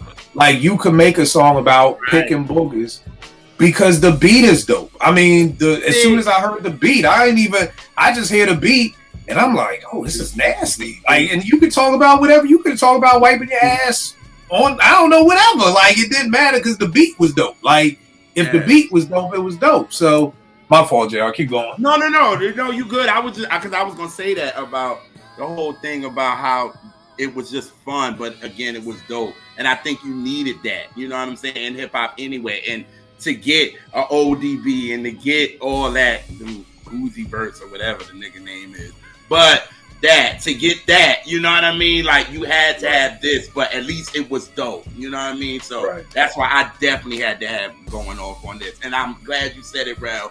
I don't like that either. I don't like how they was presenting that because he's not just that. You know what I mean? Like it was just like it seemed like everybody just goes there. I'm like, no, y'all clearly haven't listened to Going Off because if you did, you're not gonna fall for that. So yeah, I think what people are trying to say when they say that shit is he's one of the greatest entertainers, and maybe you could say comedic entertainers. But he ain't no clown prince. He's one of the greatest entertainers that we've ever had in rap. Yeah. Period. It ain't no nice way to call somebody a clown. I don't care how you want to dress that up. Right. And again, everybody knows I collect pop figures. They're all behind me. But the one pop figure that stands on my turntable is Biz. So again, always giving this man love, everything like that. Who said Going Off? That was you, Penny, right? Right. Veg, what you got him next? De Soul, 3 Feet High and Rising. Yes, sir. Again, kind of like we said about all these people, man. Never heard nothing like this. My first exposure to De La Soul was the video for Potholes in My Lawn. Man. And I just remember that beat was different. Dave, rest in peace. His haircut was different. I was like, I've never seen a fade like that before. You know what I'm saying? So I was in, and then you get the album, and we look back now and we're like, damn, all those skits. But guess what? That wasn't a thing. In the 90s, it became a thing, but it wasn't a thing until then. And it was just the fact that they were so different from everything else. And for those who don't know that are watching this is what, 89. De La Soul been around a long time, bro. Like they are not just stakes is high and forward. They've been out a long time. They're an 80s hip hop group, and they've reinvented themselves every time. And 3 Feet High and Rising, you know, it may not be most people's De La favorite. It was classic material back then. Real quick, and I think I told this on your show once before, but I went to a show where De La was performing, and you know they was kind of doing some of their more recent records, and you know, as soon as they hit Me, Myself, and I, the crowd went crazy. They weren't headlining, but it was sort of like, you know, they was doing hip hop shit, and it was De La. But once they hit that, it was a totally different crowd. So they had an effect radio without compromising their lyrical integrity in their music, because they was just dope. And 3 Feet High and Rising is just like a masterclass. And looking at the scope of the music genre you're in, and saying let's be hip hop, but let's do it our way without compromising. And this album is a testament to that. So right, yeah, I had 3 Feet High. I can't add nothing more to it than what you've already said. Vern, I know that's one of your favorite albums, so you want to speak. Yeah. 3 Feet High, like Vague said, potholes in my line. The thing about hip hop, especially in that era, is that all I knew about New York was whatever I saw on rap albums or videos. And for the most part, it was like the bricks, the projects or whatever. So when I see De La, I'm like, oh, they have houses? And this ain't no diss. It's just like you don't get exposed to this. They have houses in New York. Work. And like to see the hairstyles and the way they was dancing in the videos, China and Jet, like, yo, what is this? And so, yeah, 3 Feet High is definitely one of my all-time favorite albums. They're on my wall, too. Jennifer Taught Me and the cadence. Penny, was that you that just posted that? That was me. The Daisy Age. Correct. The cadence in that song is paragraphs. Principle, parallel. Yeah. It's stupid, man. It's so innovative. And so, yeah, De La. And just to give Dave some more love, man. He said, let me see, hold on. The permanent tats in this rap ish, y'all are just temporary lick-ons. That's De La. Vague said they've been here since '89. Y'all temporary lick-ons. We permanent. And so, yeah, gotta give them their love, man. Definitely. Vern, what's the next one you got up, bro? I'm gonna go. I already did 86. I'm gonna stay at 89, and I'm gonna go. No one can do it better than D.O.C. Man, I knew y'all going there. Man, if you don't know, you need to find out. Dre's production, the D.O.C.'s flows, his cadences, man, a masterpiece, man. One of my all-time favorite hip-hop albums, let alone West Coast. But if I gotta pick like ultimate West Coast, that's definitely there. I like No One Can Do It Better. Well, I ain't gonna say like it better, but it's up there with The Chronic. Oh, for sure. Yeah. I'm not mad at that. But this is why I was mad at Kill today. I had to put this one in the honorables. I couldn't. Yeah, I had to put an honorable too. Like, this is another tough one that didn't make the list. Anybody else had no one? Vague? I definitely did, man. Like for everything that Vern said, the flow, the display of lyrical skill, the energy, akin to L Cool J, but even though he's from Texas, we all thought he was from the West Coast. It's like with Dre got black on shit, he from there. You know what I'm saying? But just dope, and it's another one, like you said, Kill, with the Slick Rick thing. Like, what would a second album? What would that be after this? If he didn't get into the car accident. But yeah, this is definitely. Pause, if you can for just 1 second with that. Think about how crazy that could have been, because we would have had Dre cooking from the Niggas for Life time span. We would have had Dre cooking from the Chronic time span. We would have had Dre cooking from the Deep Cover, from the Doggy Style. I mean, we could have gotten classic albums from D.O.C. and Dre from 88 to possibly 95. Like, that's how fucking scary that shit is, man. You know what I think about? I don't know if we get Snoop. We don't get Snoop. I agree with you, because the reason why Snoop is so dope, Snoop has said it. D.O.C. was like, no, cuz, say it like that. Drag that thing out or whatever. He had to be the coach because he couldn't play no more. So yeah, right. I think D.O.C.'s run would have kind of superseded Snoop coming in. Like, imagine D.O.C. on Deep Cover. Nah, man. Bro, I always say this. We talked about it during one show, and I'm like, yo, if D.O.C. was still around, does Ice Cube win with no Vaseline? No, that rebuttal would have been mean. It would have been. Yeah, again, I'm not saying D.O.C. does win, but I'm just saying that'd have been a war. It would have. You talk about a battle. We talk about Beanie and Kiss, D.O.C. and Cube in their primes. That'd have been a war. Does D.O.C. stay with Dre if he has his voice though? He makes different choices, maybe. Maybe. Man, quickly, maybe. I was blessed to see the documentary. I don't know why it's held up. I went to Tribeca to see it about the D.O.C. and it's really, really dope. And it sheds a light about him. It talks about his life in Texas. I mean, talks about his history, family history, and things of that nature, and the music, and like how low he was at that point. Even before the accident, he was tripping, man. Right, he was bugging out. But I can't wait for it to come out. From what I can put together, it's just some distribution bullshit. I think is what's happening. I'm not sure. Yeah. Well, anything on no one? Yeah, I definitely had this up there.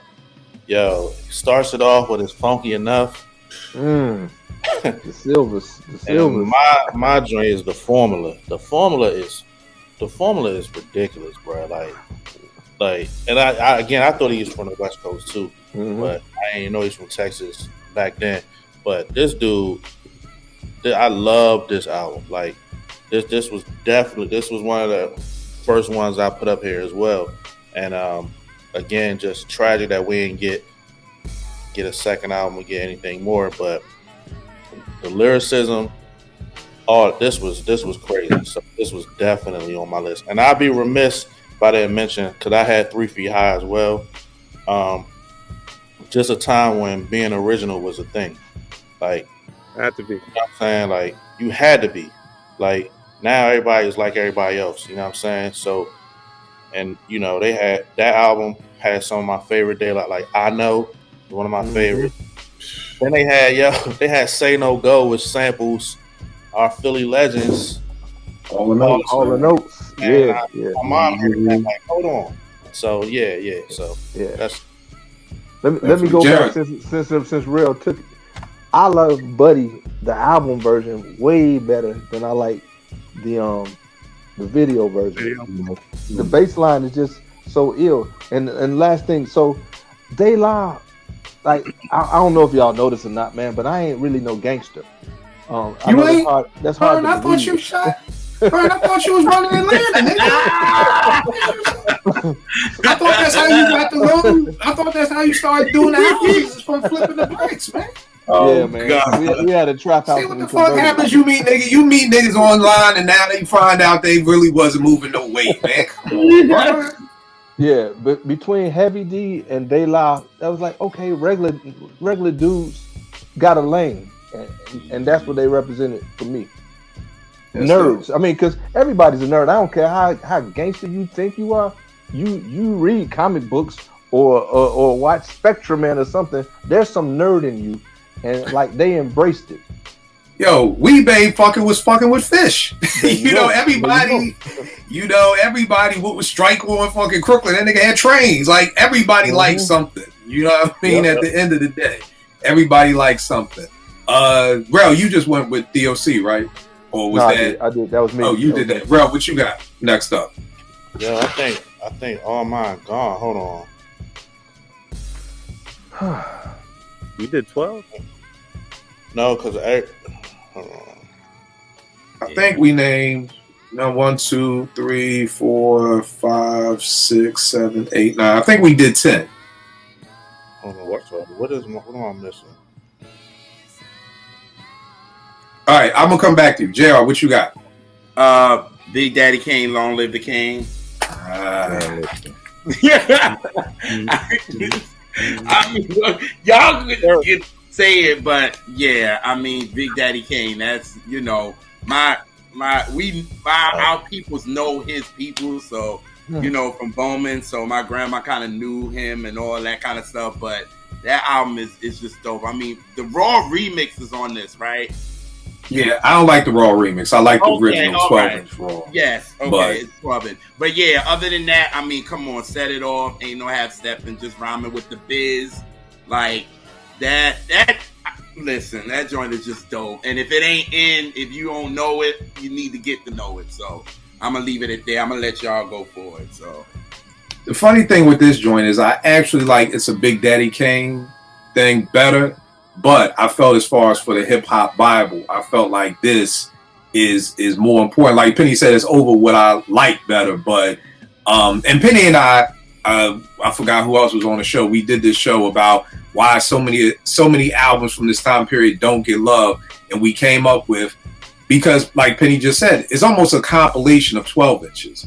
By the time you actually got a lot of these albums in '88, you heard 70% of them. Mm-hmm. You know what I mean? You probably heard, there's probably 2 or 3 other cuts on there, but you know what I mean? You're getting the bulk of this. And I mean, when Raw came out, not the joint that's on here, but the original 12-inch, incredible. Set it off. You know, by the time you got the video for Ain't No Half Stepping, it was like, yo, you're killing me, bro. Like, you know, just rhyming with Biz. I mean, I used to always hear that on the radio. Even Mr. C's Master Plan was crazy to me. You know, who's the man with the master plan? DJ Mr. C on the mix. Like, just an incredible album, you know. So, who else had this joint? Anybody else? Oh man, come on. Oh, I know you had it in Brooklyn. I know. Penny, what you got on this? I'm just waiting. What you got on this, Penny? Again, I mean, he needs to be mentioned. We mentioned Chris, we mentioned Rock, and specifically this dude right here, man, this legend right here. I would sit in my room, and my earliest memories of having to stop, rewind, and play to like really get every word was this dude. Really, before anybody, he really made me go back and have to like, because I needed to like get all the words together, and you can't get it one time. I mean, not what? How old was I? 14. I mean, I was sitting there. I had my little double deck. Took the doors off so you could just flip the tape out in and out quickly, and the button would pop, and so there was no button there. It was just like the little machine thing. It's just that little thing that the button will go on, and you got to press that little. I love that because I could just work that shit real quick. Yeah, man, that's the memories of this shit. I mean, lyrical masterpiece. This is changed the game. Yeah. Vang, what you got? Man, listen, the Kane was it, man, in Brooklyn. It was like, we got one. You know what I'm saying? He's the precursor to Jay-Z. You like Jay-Z flows, you need to do the knowledge on Kane. I don't care about the Prince of Chocolate, whatever that shit is called. My. Kane had his run, Raw, you know what I'm saying? Just Ain't No Half Stepping video. Ain't No Half Stepping is mad long. That shit got like 5 verses. No one cared. You know what I'm saying? Trying to say his name like him, spell his name out. You know, like that was like. Yeah, that was almost like the summer. That was the summer. Like, who can do it? Like, yeah, right. You couldn't come out. Right. Really. I mean, I had to. Right, and look, in a lot of ways too, I gained even more respect for Biz. You know what I'm saying? Mm-hmm. With him and Biz rhyming together, I was like, damn, they kind of make a dope duo together. Mm-hmm. You know what I'm saying? Like an odd couple almost, but they fit together well. Just a dope album, man. And look at the album cover, man. Like, we looking at album covers. That is Kane all day. Any, like Flyest motherfucker alive, man. Himself love, like, look, even Diddy would say, he would look at that like, this is the blueprint. He ain't eating none of that shit, but serve it anyway. You know what I'm saying? So, I just think like a lot of times, Kane gets forgotten in the shuffle where he should not be at all. but that's the hard part. Like, how does Kane get lost? Because I have more people ask. Nick used to always ask me like, "Yo, how do y'all hold him in such a high regard based off only 2 albums?" And I'm like, "Bro, you got to understand again, the 12 inches that led up to Long Live Kane. Raw may have held him down for 9 months. And I get that this new generation can't understand one song lasting 9 months. You know what I mean? But it used to, and then you back that up with Set It Off, and it's like, let it flow, get flowed. I just can't hold back. You like, yo, what the? And then the beat drop, and it's just like, it was almost like hold on to your chair almost. Like, when I talk about 0 to 60, it was really a 0 to 60. And then ain't no half step in the video. Just everything about it was just incredible to me. So I don't know how Kane can get lost. And I always tell people, yo, you gotta understand, Kane was old. I heard stories of Kane riding around Brooklyn in his Volvo listening to the Delphonics. Like, he wasn't blasting rap music. He was an older dude. So when he started getting with Patti LaBelle and Quincy, that was like us wanting to work with a Chuck D. You know what I mean? Like, so that's why he kind of went that route, because it was like, yo, these are the people who I like listening to. You know what I'm saying? So again, I can't get mad at you because that's what you like listening to. So I'm gonna get on. I want to fucking go on Quincy Jones and be on, what was the joint? Was that Juke Joint? That wasn't Juke Joint. That was Back on the Block. Like, I mean, like, I want to be on Back on the Block. Like, I want to get Patti LaBelle on the song. Like, who the else is calling Patti LaBelle in 1990 to get on that hip hop album? He didn't give a fuck. I want you on the album. So yeah.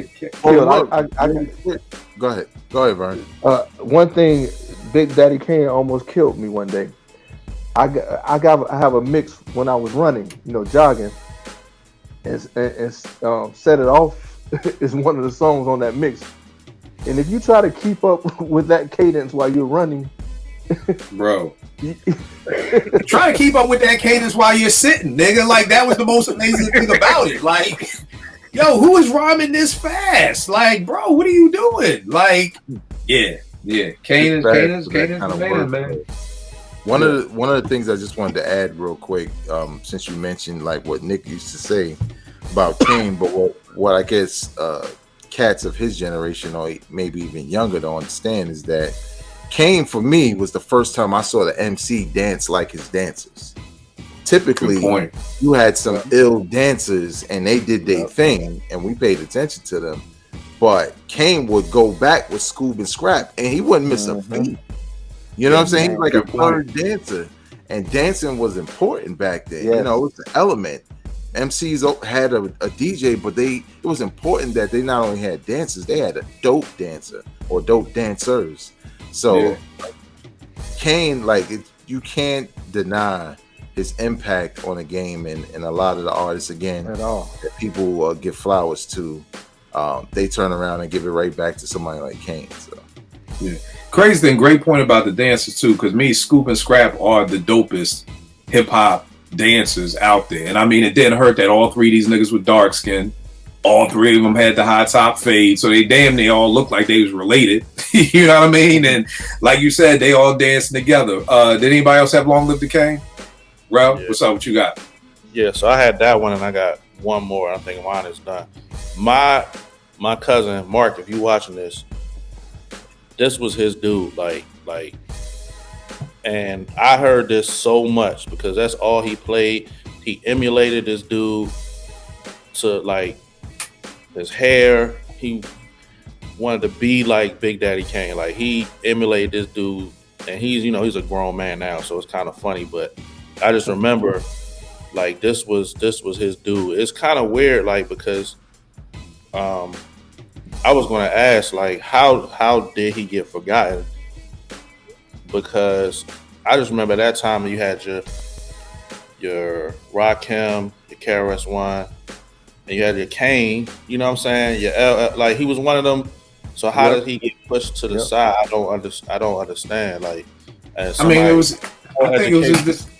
was his decision making. When you look at that Taste of Chocolate album cover, it started with the album cover with me, but y'all know me, I'm superficial like that. So it started with that because I Can Do It Right. It was a cool song. And Taste of Chocolate wasn't whack to me. It just wasn't you talking 2-5 Mike back-to-back bangers to me, and Long Live, and It's a Big Daddy thing. I think by the next album, it was really turning really R&B-ish when hip hop was getting more 40s and blunts type stuff. So he was going one way. You got the Madonna book. Yeah. So it's like he was going one way and hip hop was going the other way. Because again, this is post Straight Outta Compton. This is now time to curse. It's now time to be more, you're more violent, per se. And like we said about Biz, you can say whatever you want as long as the beats are dope.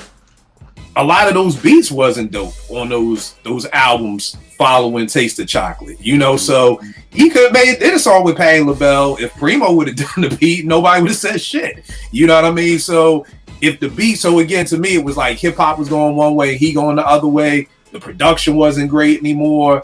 And I think by that time, I don't know. I mean, enough respect off the Juice soundtrack to me was like Kane's last hurrah. You know what I mean? Like that was Kane's last hurrah. And then after that, it's kind of just like downhill. And then I think that style of Veg, you could saw this too, just that rack attack on the bandwagon. Like all of that flow was getting played out now. You know what I mean? People weren't rhyming the same way. So you mix in hip hop going this way, he going that way, beats ain't good, the flows, the things that used to amaze us don't amaze us no more. This is how you wind up in KRS words out of here, so. Yeah. Well, really quick, I think to your point, and just to kind of further answer Rel's question, I think the difference between G-Rap felt like he was getting better, and Rakim felt like it was going a little bit downhill, but then also breaking off from Eric B, taking that break or whatever. But with Kane, it was like there was just too much black material and nothing that was good after that. And for a moment, I thought he was going to make a serious comeback. One, he had the joint with Primo that was like an underground mixtape joint where he had a different flow. And it was way better. And it was like, if Kane does this, he back. And then he had the appearance on Big L's album, The Big Picture. And it was like, oh, if we get that Kane, he back. But I don't know what his label situation was. I don't know if he owed albums to whoever. And it just never happened. And he kind of focused on performing and in the shadows of social media. So. And I think, Veg, the great point you said about G-Rap getting better. Shit, Ill Street Blues? Like, this is G-Rap's third album. You know what I mean? So, I still be joking with niggas. Up, take that with you on the way down. Buck, take that with. Like, G-Rap was getting better. Like, you know how Action said Ghost ain't coming like this no more? Kane wasn't coming like that no more. So when we can say on the Symphony who was better, G-Rap or Kane, by the time Ill Street Blues was out, it wasn't, what that shit was like when niggas used to be like, yo, who a better point guard, CP3 or Deron Williams? And for a while, it was a competition. It was. But now you look back at that and you're like, nigga, who picked Deron Williams? I remember who's better, Trace McGrady or Kobe? This was a legitimate argument at a time and space. Now you look back and it's like, nigga, who the fuck? Who was having that conversation? You look back at it, but so yeah, to Vegas' point, it's like G-Rap was getting better and Kane was, for the love. This is for the lover in you. Like, nigga, don't nobody want to hear that shit. G-Rap talking about the Ill Street Blues and you talking about for the lover in you. Like, nah, we ain't with that no more. Penny, what were you gonna say about Kane? No, but that's it. I mean, the lover in you. It was a style. I think stylistically, like he lost some stuff, or like he lost pace. You know what I mean? Like when G-Rap was slowing down his raps and getting more thematic, you know what I mean? Talking about criminal shit and just very focused. G-Rap was focused in what he was rapping about. Kane was trying different things. He maybe was trying to be a little bit more LL Cool J, but he's not LL Cool J. He can't really pull that off. And you're right. I think that fast flow, that stepping and dragging, that shit was right. Like, yeah, you can't fucking. That wasn't. You know how this shit was. Like it reminds me, like when I was a kid, you going to the circus was the shit. Maybe Naomi was like 4 or 5, and we took her to the circus, and we all was bored. Like, yo, what the fuck? Like, we don't care about no clowns. Like, this used to be amazing 20 years ago. Nobody will care about no clowns and 8 niggas in the car. Nigga, I see 8 niggas in the car every day. Like, it just, I don't know, because we got video games and just the world got better. But it was like, yo, this is why the circus don't come around no more. Don't nobody care about the circus no more. So the shit that used to amaze us just don't amaze us no more. You know what I mean? Like, but it would be like this. It will have like how'd you get a record deal, or stop shamming. He would have like one or two dope, like, oh wow, we can still do this. But the rest of the albums would be like, love songs or like dance songs. And something too, he I don't know if people seen the book Going Off. Apologize to the author, he was on the show before, but check it out, Going Off. Just put in Going Off, the Juice Crew story. They talked about once he left Cold Chillin', I don't know if he really kind of knew what he was doing. Like, I felt like Kane didn't really have a A&R or executive producer to kind of be like, bro, stop with that loving you shit. You know what I mean? Like, once he went from Cold Chillin' to MCA, I think, it kind of, I don't know if he really knew where to fit in at that time in hip hop. You know what I mean? So that's the thing with Kane. What you gonna say, Veg? Well, real quick, he was just too early. Where we said last time about Heavy D kind of seeing what was going on and adapting to it, Kane did it just too soon. He had the shiny suit on early. It was just too early. Too early. He had the silk shirt with the champagne just too early. Way too early. Hev was dancing with his dancers before Kane. Yeah, he was. He was Hev. Hev. With the boys. Yeah. All right. JR, you got anything left? Oh, bro, you know what you had? Yeah, I had one more. I had Strictly Business. That's one of mine. Last one. Yep. I got three more. Yeah. So again, one of the greatest to me. One of the greatest albums ever created to me, and started one of the greatest 3-4 album runs ever to me. So, and I almost put Unfinished in there because it has it's some sentimental value about that album with me. But you know what I mean, Strictly is a classic. You got to chill. I'm housing. I mean, I don't know, Yeah, I don't got much to say. I'm a huge EPMD fan, so this is classic material. This had to go up there. Like, one of their joints had to go up there. Like, it just had to for me. So I got Strictly Business too. I mean,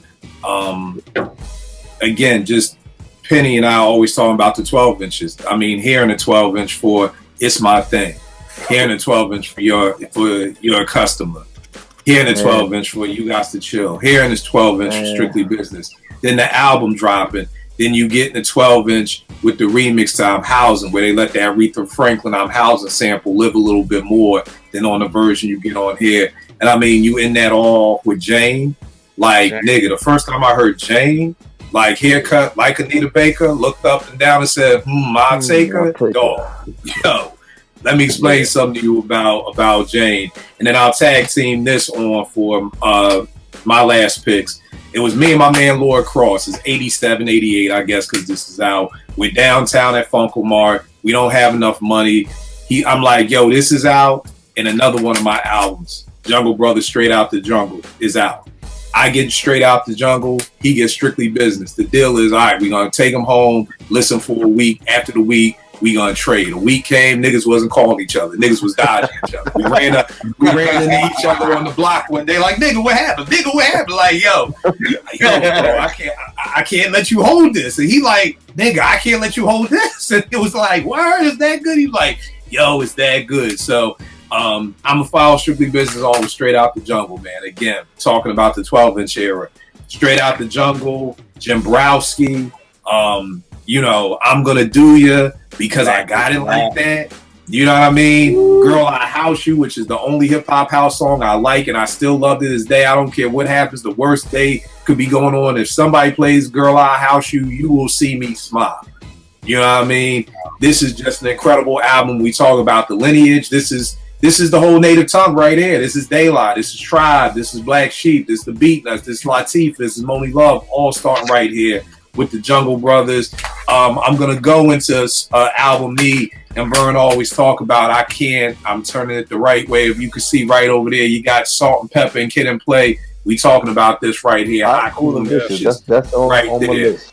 Yes, dog, Push It was probably the most craziest, sexiest video at that time. Now I know somebody watching is like, kill, they just had on bodysuits. Bodysuits in 1987 was about as sexy as you could get from a hip hop perspective, right there. And then the song is called Push It. Yeah. Yo, let me explain something to y'all, man. I remember Shorty's moms wouldn't even let them listen to that. Push what? Where they pushing it? No, you don't push it in this house. Like, Push It was crazy. Tramp? Oh, come on, y'all. I'll take your man. I'll take your man. Yes. Chick on the side. Bet you got a chick on the side. Sure, you got a chick. I know you got a chick on the side. I desire. Nigga, my mic sound nice. What? And we gonna all stop with the showstopper when they had the answer song and Dougie Fresh and Slick Rick's the show. And then I'm gonna end my list with the album that I think has branded me and Penny's friendship, our brotherhood. Let me explain to you how much I love this man. I was in New York City and I spent the entire day with him. Literally, we wake up early in the morning, we chilled. We went and got his kids from school. We just kicked it with his kids in the fucking playground, in the schoolyard. Went to his crib, ate pizza, chilled out with his wife. Like I told him, I appreciate him letting me into his family's house, chilling with his family. They call me Uncle Kill. Those are my babies. You will see me on the timeline talk about my babies. Where are my babies? But this is the album that connected us. That's Criminal Minded. Ultramagnetic's Critical Beatdown. Man, this is easily for me one of my top 3 favorite hip hop song albums of all time. But this isn't just about favorite. This album, I always say Kool Keith and Ced G came from the future to make this album. The 12-inch for Funky with that Joe Cocker piano break that was made famous by Knick Knack Paddywhack with EPMD, made famous by California Love with Dr. Dre, all started with Ultramagnetic right here. I mean, get a drummer some. I mean, oh my God, just everything on here. Watch Me Now, Ease Back, Ego Tripping, Kool Keep Code Housing Things, Traveling at the Speed of Thought, Ain't It Good to You, Get a Drummer Some. First time I heard Synthetic Substitution. There's so many incredible things. Kool Keith was rhyming like he was from the future, and Ced G was making beats like he was from the future. So we broke down the songs on Twitter. Yep, me and Penny had a whole day where we just broke down each one of these. Nobody songs. fucking looked at that shit but me and him. Yo, and that was fine because it was like, yo, this is the album right here, man. This is it. Penny, what else you got left on your list, man? That was it. That's it. Yeah. I mean, you said it from the future. I mean, to me, from the future from outer space. You know what I mean? Like aliens from the future, that's Kool Keith and Ced G, really sonically. I mean, you know what? What you think the situation with the drums of Marley is real? What, that BDP took their drums? Yeah. Nah, niggas told me that wasn't real because they were saying that Ced, the rumor was Ced was the only, and when I was with Dante Ross in LA, we was talking about that, and I was like, yo, the rumor was, what happened? Yeah, I did name drop. But Ced G, the rumor was Ced G was the only person in the Bronx with an SP12. And Dante was like, nah, that's the truth. Like, he was the only one. So he was the one who had the drums for Criminal Minded. And then they was like, yo, Marley never left his reels in the studio anyway. So he said that was just some shit that Marley tried to make up to kind of take the oomph off of the bridges over and everything like that. On some old, well, y'all stole my drums, so really I produced Criminal Minded, whatever like that. Nah, that's all Ced G, man. Yeah, no, I mean, it Ced G, like, you know, he took some wind out of his cell, I think, by that and whatever else. Maybe because lyrically Ced G wasn't like, you know, really popular, and maybe because after the second Ultra Mag album, or maybe after the third, like, nobody really was checking for them at all. Right. But Kool Keith, like, he changed the game for MCs on here. Like, De-La talks about this. Organized talks about this. Who else did I see interviews talk about how when they heard Kool Keith just say whatever the fuck he wanted in ways that didn't have to make any sense traditionally. You know what I mean? Right. When he was just spitting about, you know, you will no seats for a stunt. You know what I'm saying? Like all these weird things that he was saying, and then the alter egos, and like the alter egos was already seated, I think, in this album, and the disses. How he was just going at people. Man, he went on. I mean, he would say kind of dry disses, like, You had to school me to the Run DMC disc. I never picked up on that on all those years. Oh, for real? Yeah. Yeah, Nah. I didn't know about that. And here's something else too. Finesse and Quist. Nobody remembers them but me. They were signed to Uptown. They were like Salt and Pepper, but they had this joint called Soft But Deadly. There was the B side of Soul Sisters that was hard as hell. I never knew. I'm in the gym one day and they said something about Said G on the SB12. Said G did Soft But Deadly, and I never knew. You know what I mean? Came straight home, looked at the credits. It say Said G. So that's that. Yeah. Vay, what you got up left, man? Oh, you know what? Real quick, just before I go, when people talking about Big Daddy Kane, they used to call me Big Daddy Kill. So yeah, like that was the high top fade right there. Yeah. So that was the Kane influence. Vay, what you got up left, bro? You look like one of your kids in your group home. Like Mr. Kill coming to look over and be mentor Kill, the young Kill. Yo, this joint, the motherfucker too. Like this joint was high as hell. This joint, I mean, my high top fade was crazy, bro. Like, I showed it to my wife and my daughter. They was bugging.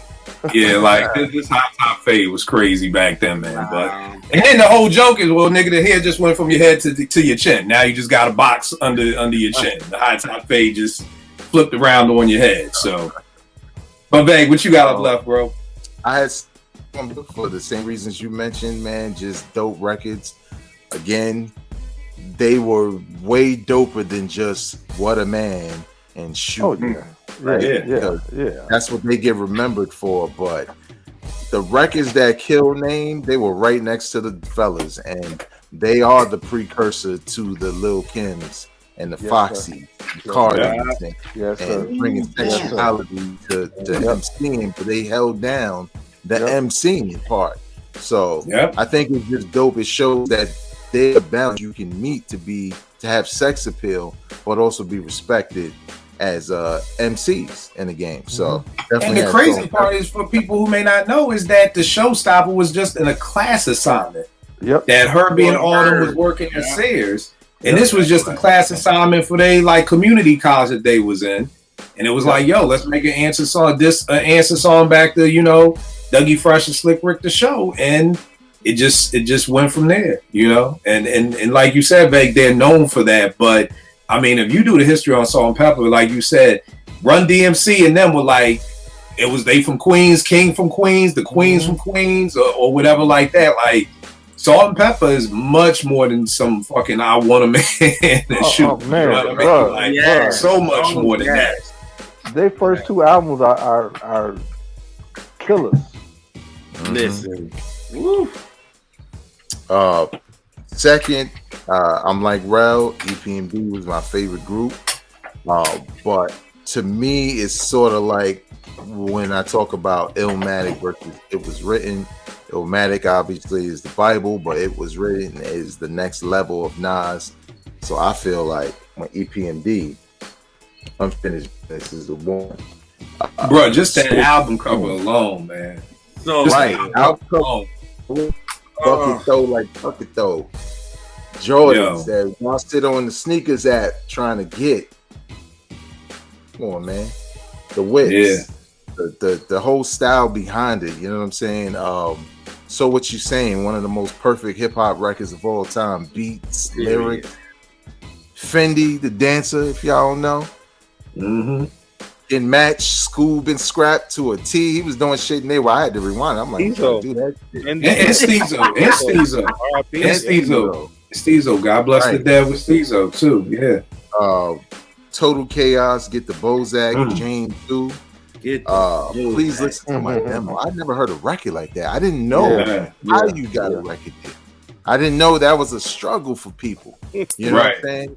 So there's lyricism, there's beats, there's storytelling on this album, just everything, and they had similar flows to Rakim. They were throwing jabs back and forth, right? Smack me and I smack you back early on, but even talking record sales at a time where not too many people did. 30 days later, the LP went gold. So what you saying? Like, come on, man. Dog, I had to ask my moms what that even meant. And we saw Like, because we didn't know what gold was back then. It's like, what you mean it went gold? I don't know what that means. Yeah. You know what I mean? So I had to ask my mom, and then so what you saying has got to be one of the dopest hip hop songs just ever. You know what I'm saying? Just ever in the history of hip hop. So yeah. Look, and even though now it sounds very stupid, Knick Knack Paddywhack and Straight Solo Spelling. Yeah. Back then, like Kill said, back then these niggas was incredible. S-P-E-L-L, very W-E-L-L. People out Yo, there. truth be told, that came B-I-G-D-A-D-D-Y-K-N. He was the precursor for that. That's why it was so dope to us, because it was like, yo, how are y'all rapping and spelling at the same time? Now, again, I know in 2023, that shit don't sound amazing, but again, 1989, that shit was pretty fucking amazing, you know? So, and the last album I have on my list, Run DMC, Raising Hell, man. 1986, Peter Piper, It's Tricky, My Adidas, right? You got your little endorsement deals now, but guess who fathered that shit? You know what I'm saying? Run DMC, a guy who will not be named, keep his yoga country with whatever else right there. But you know, just a very dope album because of the fact that Run DMC, a lot of times, you know, you hear people mention some of their early albums, but they had impact for a while. Yeah, you know, and in '86 they were still doing things like Peter Piper. That was crazy, bro. Again, cursing. You know what I'm saying? You know, OJ's dick. Like it was like, oh, yo, like okay, you know what I mean? Like, so again, yeah. And I really love like the album cover, even though Apple did some extra shit with it now, where it's like animated. Oh, okay. But it's like real simple. But I want to say at that time they had different colors too. Like you could have brought if I'm not mistaken, they had different. Like one was purple, one was like more green. Or am I bugging? No, well, maybe so because the album without all this magic shit Apple put on it, it's a combination of those colors. Okay, you know okay. But you can tell it's just a hallway picture. You know what I'm saying? But you got the gooses on, and this is '86. Come on, man, you got a leather bomb on, and you already crazy as a group. So, rest in peace to Jam Master Jay, who basically fathered their look. You know what I'm saying? So, yeah, man, another dope album that gets a lot of props in hip hop and belongs in the Bible. So. I got you, Vern. You got anything else left, bro? Yeah. I got three. I had Hot, Cool, and Vicious, so I just want to reiterate the fact that is one of the illest hip hop albums ever to me, and I'm gonna slide in Assault with a Deadly Pepper on the back of that. Yes, God. Yeah, dope. And then so my last two, All Hail the Queen by Queen Latifah. Come on. Let me pull it up. All Hail the Queen. My Mellow Latte was kicking flavor. That is like the illest. So not only was she dope, she was standing for something, because that was kind of on the verge of the Black Power, ankhs and medallions and all that stuff. So she represented that. But you give her, I love Mama Gave Birth to the Soul Children with De La Soul. I rarely hear people talk about that, but Coming to My House, that's the I love that house record. That's the house record that you had to have at that time. Wrath of My Madness, her and Daddy-O on The Pros, and of course her and Moni on Ladies First. And Inside Out was another dope one. Latifah is the man you love. And then I'm going Special Ed, Youngest in Charge. Not mad at that at all. Those lyrics hold up today. Yeah. I mean, I Got It Made, everybody talks about. But my favorite song on that album, I think me and Penny have talked about, this Taxing. Man, that's how you start off an album. That's how you said. I was just about to say. That's how you set off an album. Yo, people, and again, not to take it away from Youngest in Charge, just to give some love to Special Ed. Same thing with Legal. You put on Legal and Come On, Let's Move It comes on. That's how you set off an album. So I'm with you on Taxing, man. Yeah, I Got It Made. Think about it. That album, I mean, and so some glue eating person on Twitter said something about somebody from like the Now era was one of the first young guys, and man, he got obliterated. I mean, people killed him. But Special Ed was like 16 when he did this album, man. And again, those lyrics hold up right now. It does. That album did not age badly. You could if he put it out now, it would still sound fresh. So I'm gonna leave it with that. Yeah. Shout out to Brooklyn.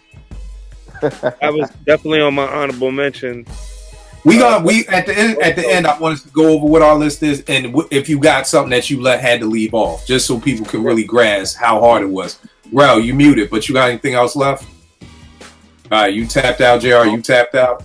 Yeah. All right. So my final 12 were It Takes a Nation, Criminal Minded, Paid in Full, Long Live the Kane, Hot, Cool, and Vicious, Strictly Business, Straight Outta Compton, Critical Beatdown, The Great Adventures, Straight Out the Jungle, 3 Feet High, and License to Ill. Some of the joints that I left off that were important to me was On Fire by Stetson Sonic, Rock the House, Jazzy Jeff and Fresh Prince, Bigger and Deffer, LL Cool J, Going Off, Biz, Light as a Rock, MC Lyte, No One Can Do It Better, D.O.C, Big Daddy Thing, Kane, Road to Riches, G-Rap, Raising Hell, Run DMC, and I know it's just me and Soup and Rudd, but girls, I got them locked. Yo, that to me, Super Lover C and Casanova Rudd, incredible album. Penny, what was your 12, and what did you have to leave off? Criminal Minded, Paid in Full. Oh shit! I also have Follow the Leader. I also have Follow the Leader. Yeah, me too. Because I don't think you can put a Bible just without those first 3 songs. Period. Microphone Fiend, man. Microphone Fiend. Follow the Leader. And Lyrics of Fury. Mm-hmm. And you know what I mean? That's further the evolution of it, of the lyrical expansion. You know what I'm saying? When this motherfucker is talking about going in outer space and you're turning around and you see in the earth those balls of clay. I never heard anything like that in my life. To this day, I'm going to say that's the most impressive verse I've ever heard, man. Yeah, it still blows my mind, and hair stand on my arm when I hear that shit. So to me, I got to put Follow the Leader. It's in there. So then, I had Going Off, Strictly Business, Long Live the Kane, Nation of Millions, Straight Outta Compton, Critical Beatdown, Great Adventures, Straight Out the Jungle, 3 Feet High. And so honorably and mad that I had to leave off is Road to the Riches. And All Hail the Queen, as Vern had, as well as Youngest in Charge. Both of those. I also have, for me, Rhyme Pays, Ice-T debut, important album. Maybe doesn't have a lot of hits on that, and his later albums had more known records, with the exception of 6 in the Morning, but which was a 12-inch, you know what I mean, that came out like years before this record. Right. On a different label and shit. And then I had No One Can Do It Better, and I did have Born to Mac on my honorable mention here. All right, no doubt. Vay, what was your 12? Oh, did I left off? I don't No. Just to run down your list, just for people watching, just the 12 that you're throwing in the Bible. So, I mean, if you didn't write them down, don't worry about it. Okay. But yeah, y'all mentioned a couple of joints that I wanted to put on my list, but I left off, like Follow the Leader and Light as a Rock, obviously. Also, I had I'm Bad by LL, because I think that title record and I Need Love, pivotal in hip hop. A lot of the same reasons we mentioned earlier. And even though LL was kind of still in a different rhyme flow for back then, we eventually changed that, obviously. It still was infectious, his energy in that album. Like, even stuff like, y'all remember the video where he like, give me that walkie-talkie? Like, damn, why you it's just really dramatic. But Right. you know, shit, you go see a show, he's the same guy. So Right. but yeah, those are some for me. All right, Vern, what was your list? Do you have it? Yeah. License to Ill, Hot, Cool, and Vicious, Criminal Minded, Paid in Full, Strictly Business, Straight Outta Compton, Takes a Nation, Light as a Rock, All Hail the Queen, Youngest in Charge, and 3 Feet High. I love the fact that you had 3 women in your list. You had Salt, Pepper, Lyte, and you had Latifah. Yeah, Porsche sent me a threatening email, so I understand. I'm sorry, no one can do it better. Threatening email from Porsche. I understand why, bro. I understand. All right, so my 3 honorable mentions: Bad, LL Cool J, Life is Too Short, and Big Time, Heavy D. All right. No doubt. Rel, what was your list, if you have it, and any honorable mentions that you had to leave off? It takes a nation, Straight Outta Compton, Criminal Minded, Great Adventures of Slick Rick, Paid in Full, 3 Feet High, Long Live Kane, Strictly Business, Big N.W.A, which I didn't speak about, Light as a Rock, No One Can Do It Better, and Going Off. And I had 3 honorable mentions. Was Unfinished Business, Follow the Leader, and All Hail the Queen. All right. And JR, do you have your list or?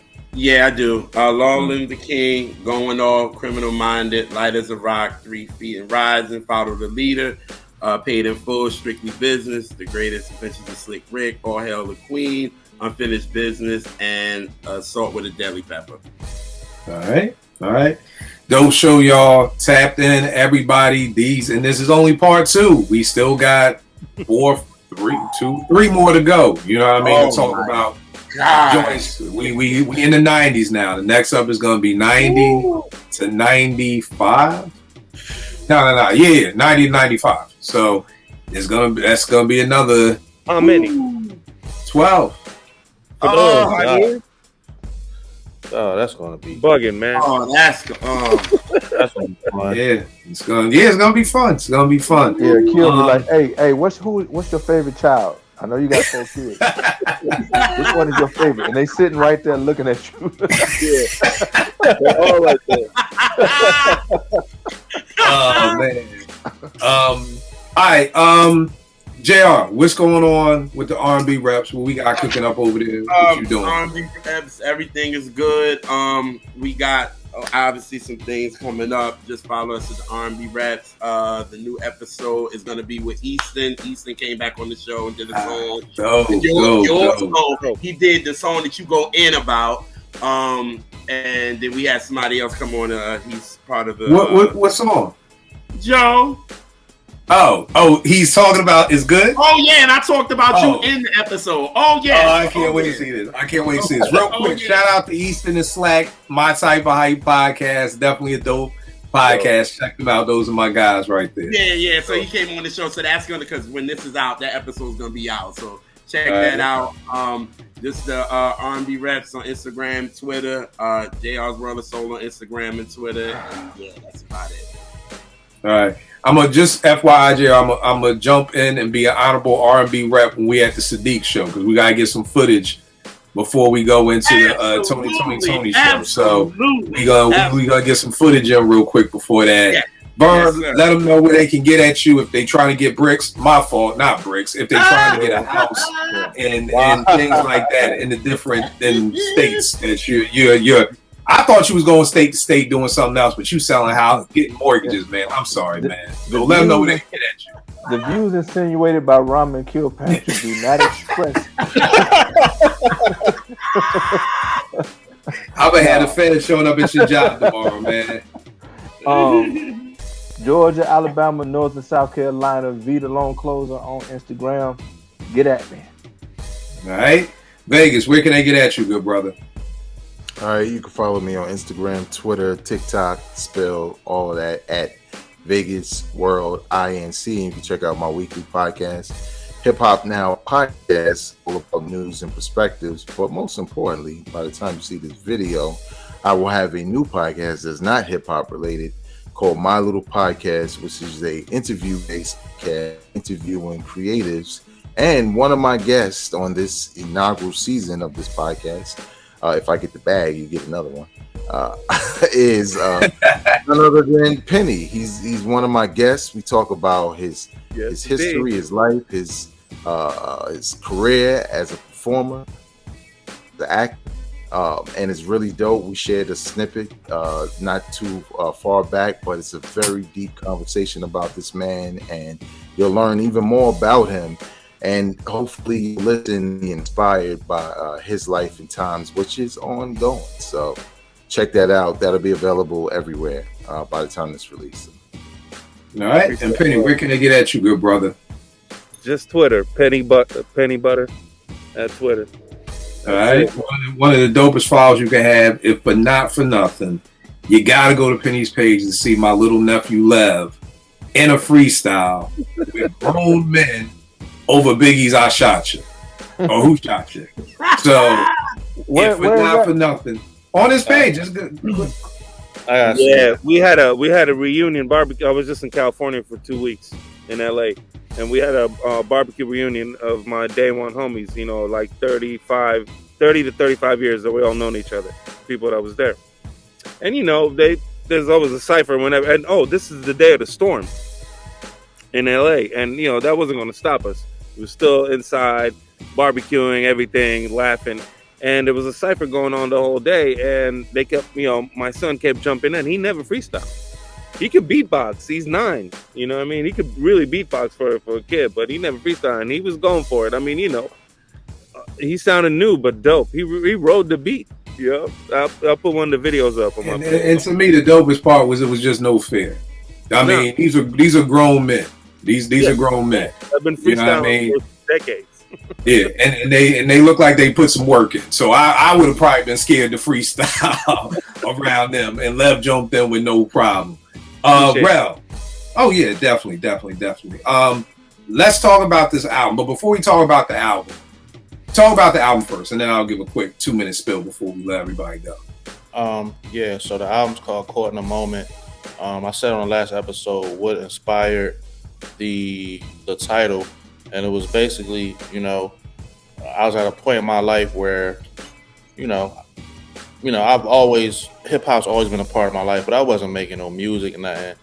And I came across some of the people that we looking at right now, and I got, on this show, and the conversations, the education, the reminiscing, it just kind of like woke me up a little bit. So it's called Caught in the Moment because I was caught in that moment, and it made me start recording again. So that's just the culmination of being around these great people and being a part of this podcast and all the, everybody that's been on here, all y'all played a part in it.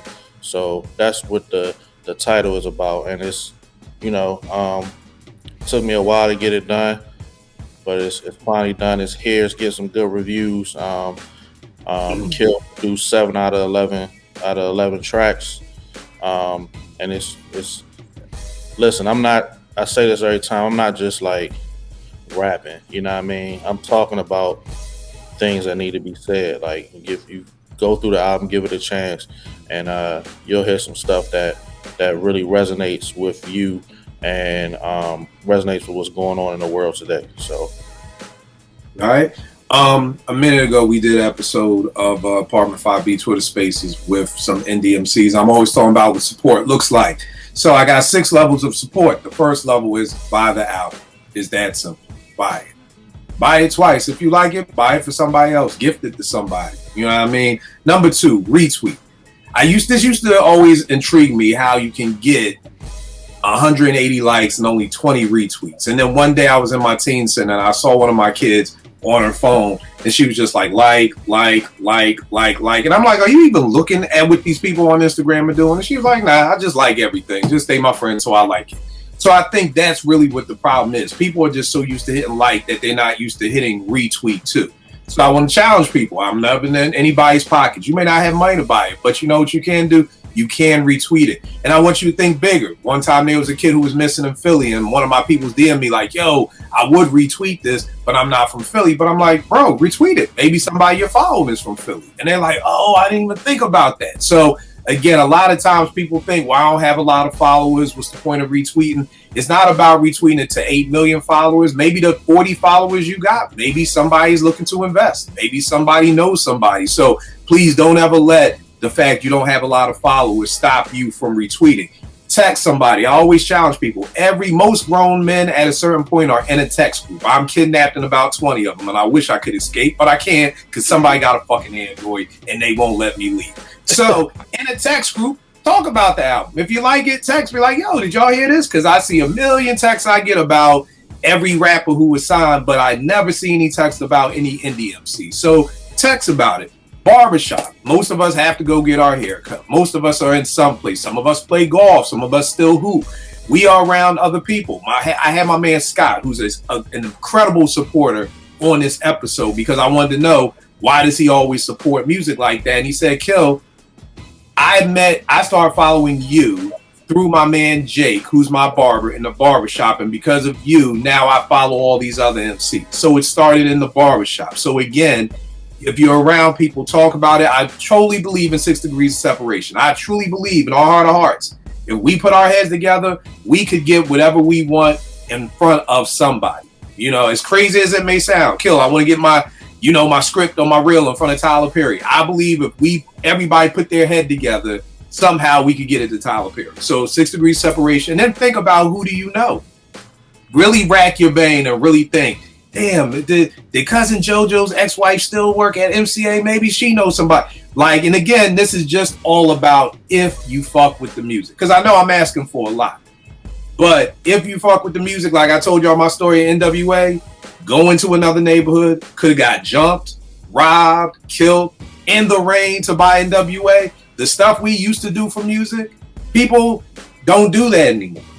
You ask somebody to open up another tab in their thing, and they be like, oh man, you want me to open up another tab? Like, god damn, it's a tab. Like, just click on it. Like, you really want? Yes, we used to have to go pay money to go buy the music. And now, so again, that's just the 6 levels of support. And I also want to give this advice to upcoming MCs, because one of my young boys got at me, and they was like, yo man, I'm kind of stuck. You know, my music, you know, I put something out and get stuck. And I told him, I was like, bro, I'm going to keep it a buck with you. I don't see you interact on the timeline. People always say, Kill, how the fuck do you have time to mess with these people? If anybody truly knows me, I think everybody up here truly knows me and knows how crazy my days are in the hood. But I still find time to interact on the timeline, because those crazy fucking crackheads that I talk to, they end up becoming followers who end up becoming supporters. But if the only time you get on the timeline is to say, hey, my album's out, and that's it, you don't interact with nobody. Here's the thing, y'all. Everybody want to act like they from the streets. Here's some street shit. You want to sell drugs? Guess who the fuck you're going to talk to a lot of times? Crackheads, okay? You can't sell no fucking crack sitting in your room, okay? You have to get out on the block and sell your crack. The music, whatever you do, your music, your art, your movies, whatever you're selling, that is your crack, and you have got to come down and talk to the crackheads, because if you don't, nobody's going to know about your shit. Because there's a lot of indie MCs out here, and if we keeping it a buck, a lot of indie MCs be acting like they signed. And that's cool. You may have the same talent. You may have the same talent as the signed people, but you don't have that. You don't have their million followers. So again, you can't say you're trying to sell a product, but you don't have the time to come and fucking sell your product. So just the challenge, because I said my young boy asked me, and I said, this is what you got to do, bro. Do I like it? And here's the other funny part is, for the most part, I like interacting with these motherfuckers. But it's the educator in me, because I'm hoping that they'll actually get it. They'll get something. So again, it's again why I constantly get more followers every week, because I'm interacting with people, because I want to sell my shit. I need more views for this podcast. I don't want to fucking keep a job for the rest of my life. I eventually want to be able to just podcast for a living and live good. But to do that, I've got to fucking come down here and sell crack. You know? So, what are you going to say, Vern? The views expressed by Rahman Kilpatrick. It's Rahman. If you're going to use the government, Rahman. Rahman Kilpatrick are just analogies. There is no Yes, crack they're just being sold. analogies. We're not selling crack. We're not There's selling no crack. no trap houses. No, there's not. I'm not you gonna about to lie. put the allegedly sign. I'm not gonna lie, Kill. I think I like ramen. Ramen. Bro, I I've got a been ring. called everything. I have been called everything. I told you, one of my homeboys, cool DJ Frank, his mom, God bless the dead, she would call me Rakim for years. And one day, after like 30 years, I was like, Miss Roar, my name is actually Rahman. And she was like, okay, Rakim, I'll see you tomorrow. And I was like, yeah, it took too long to try to find me correctly. Too long, man.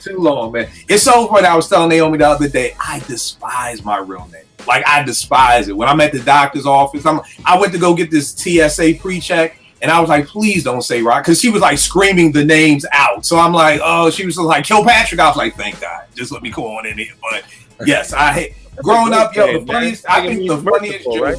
What'd you say? Means merciful in Arabic. Could be. My dad told me it meant King of Spring. He was just going through a Black Panther phase. So I don't know if he really even knows what it's a real word in Arabic. Yeah, I think the funniest joke that when Houdini, if y'all remember Funky Beat, when they said, I rock a mind, your feet, your body, your soul. Yeah. I used to come home from school and they'd be like, I rock a mind, your feet, your body, your soul. I'd be like, these motherfuckers, man. Why couldn't you just name Bob like anybody else? Could I just got a normal name? But neither here nor there. So yes, I am not selling crack. I mean, y'all can come raid my crib. Y'all just gonna get a whole bunch of records. I'm just letting you know that I'm just giving the example of you have to get off your ass. Is it easy? No, it's not easy. But at the end of the day, if you want it, again, my whole thing is about goals. If your goal is to pod and, still keep a full-time job and then you don't need to follow, it's cool. If your goal isn't to move any units and you don't care, you just want to put out an album and you don't care if people buy it or retweet it and nothing like that, do what you want to do. But if you want to sell something, then you have to be a salesman. All the people in my neighborhood always be like, yo, I want to be an entrepreneur. Not understanding that the entrepreneur usually works even harder than the working man does. Yeah. Oh, yeah. Because in their mind, I don't want a boss. And I'm like, no, when you're an entrepreneur, the people you're selling to, your vendors are your bosses. Yeah, so you not only have one boss, you have several bosses. So again, it's like, and again, if my goal is to not have to have a 9-to-5. I just want to volunteer with my kids and I want to get paid to do this. So in order to do that, I have to get more views. So that's why y'all always see me in the streets. But please don't think that my life is not hectic and I don't have to try to make time because I'm beyond busy. So just a little bit of game out there. We got to, again, both parties got to play a part. We can't just blame everything on the people who don't buy our music and don't retweet our music. You've got to play a part too. It's a relationship. So you gotta, this the yin and the yang. So we can't just, you don't buy my music, They're looking like, nigga, we don't know nothing about you. You don't talk to me. All you did was just drop your album cover and say buy it. So you gotta interact with people. So that's it for me. Y'all know it is Kill 889 Twitter, IG. I will check y'all next week, y'all.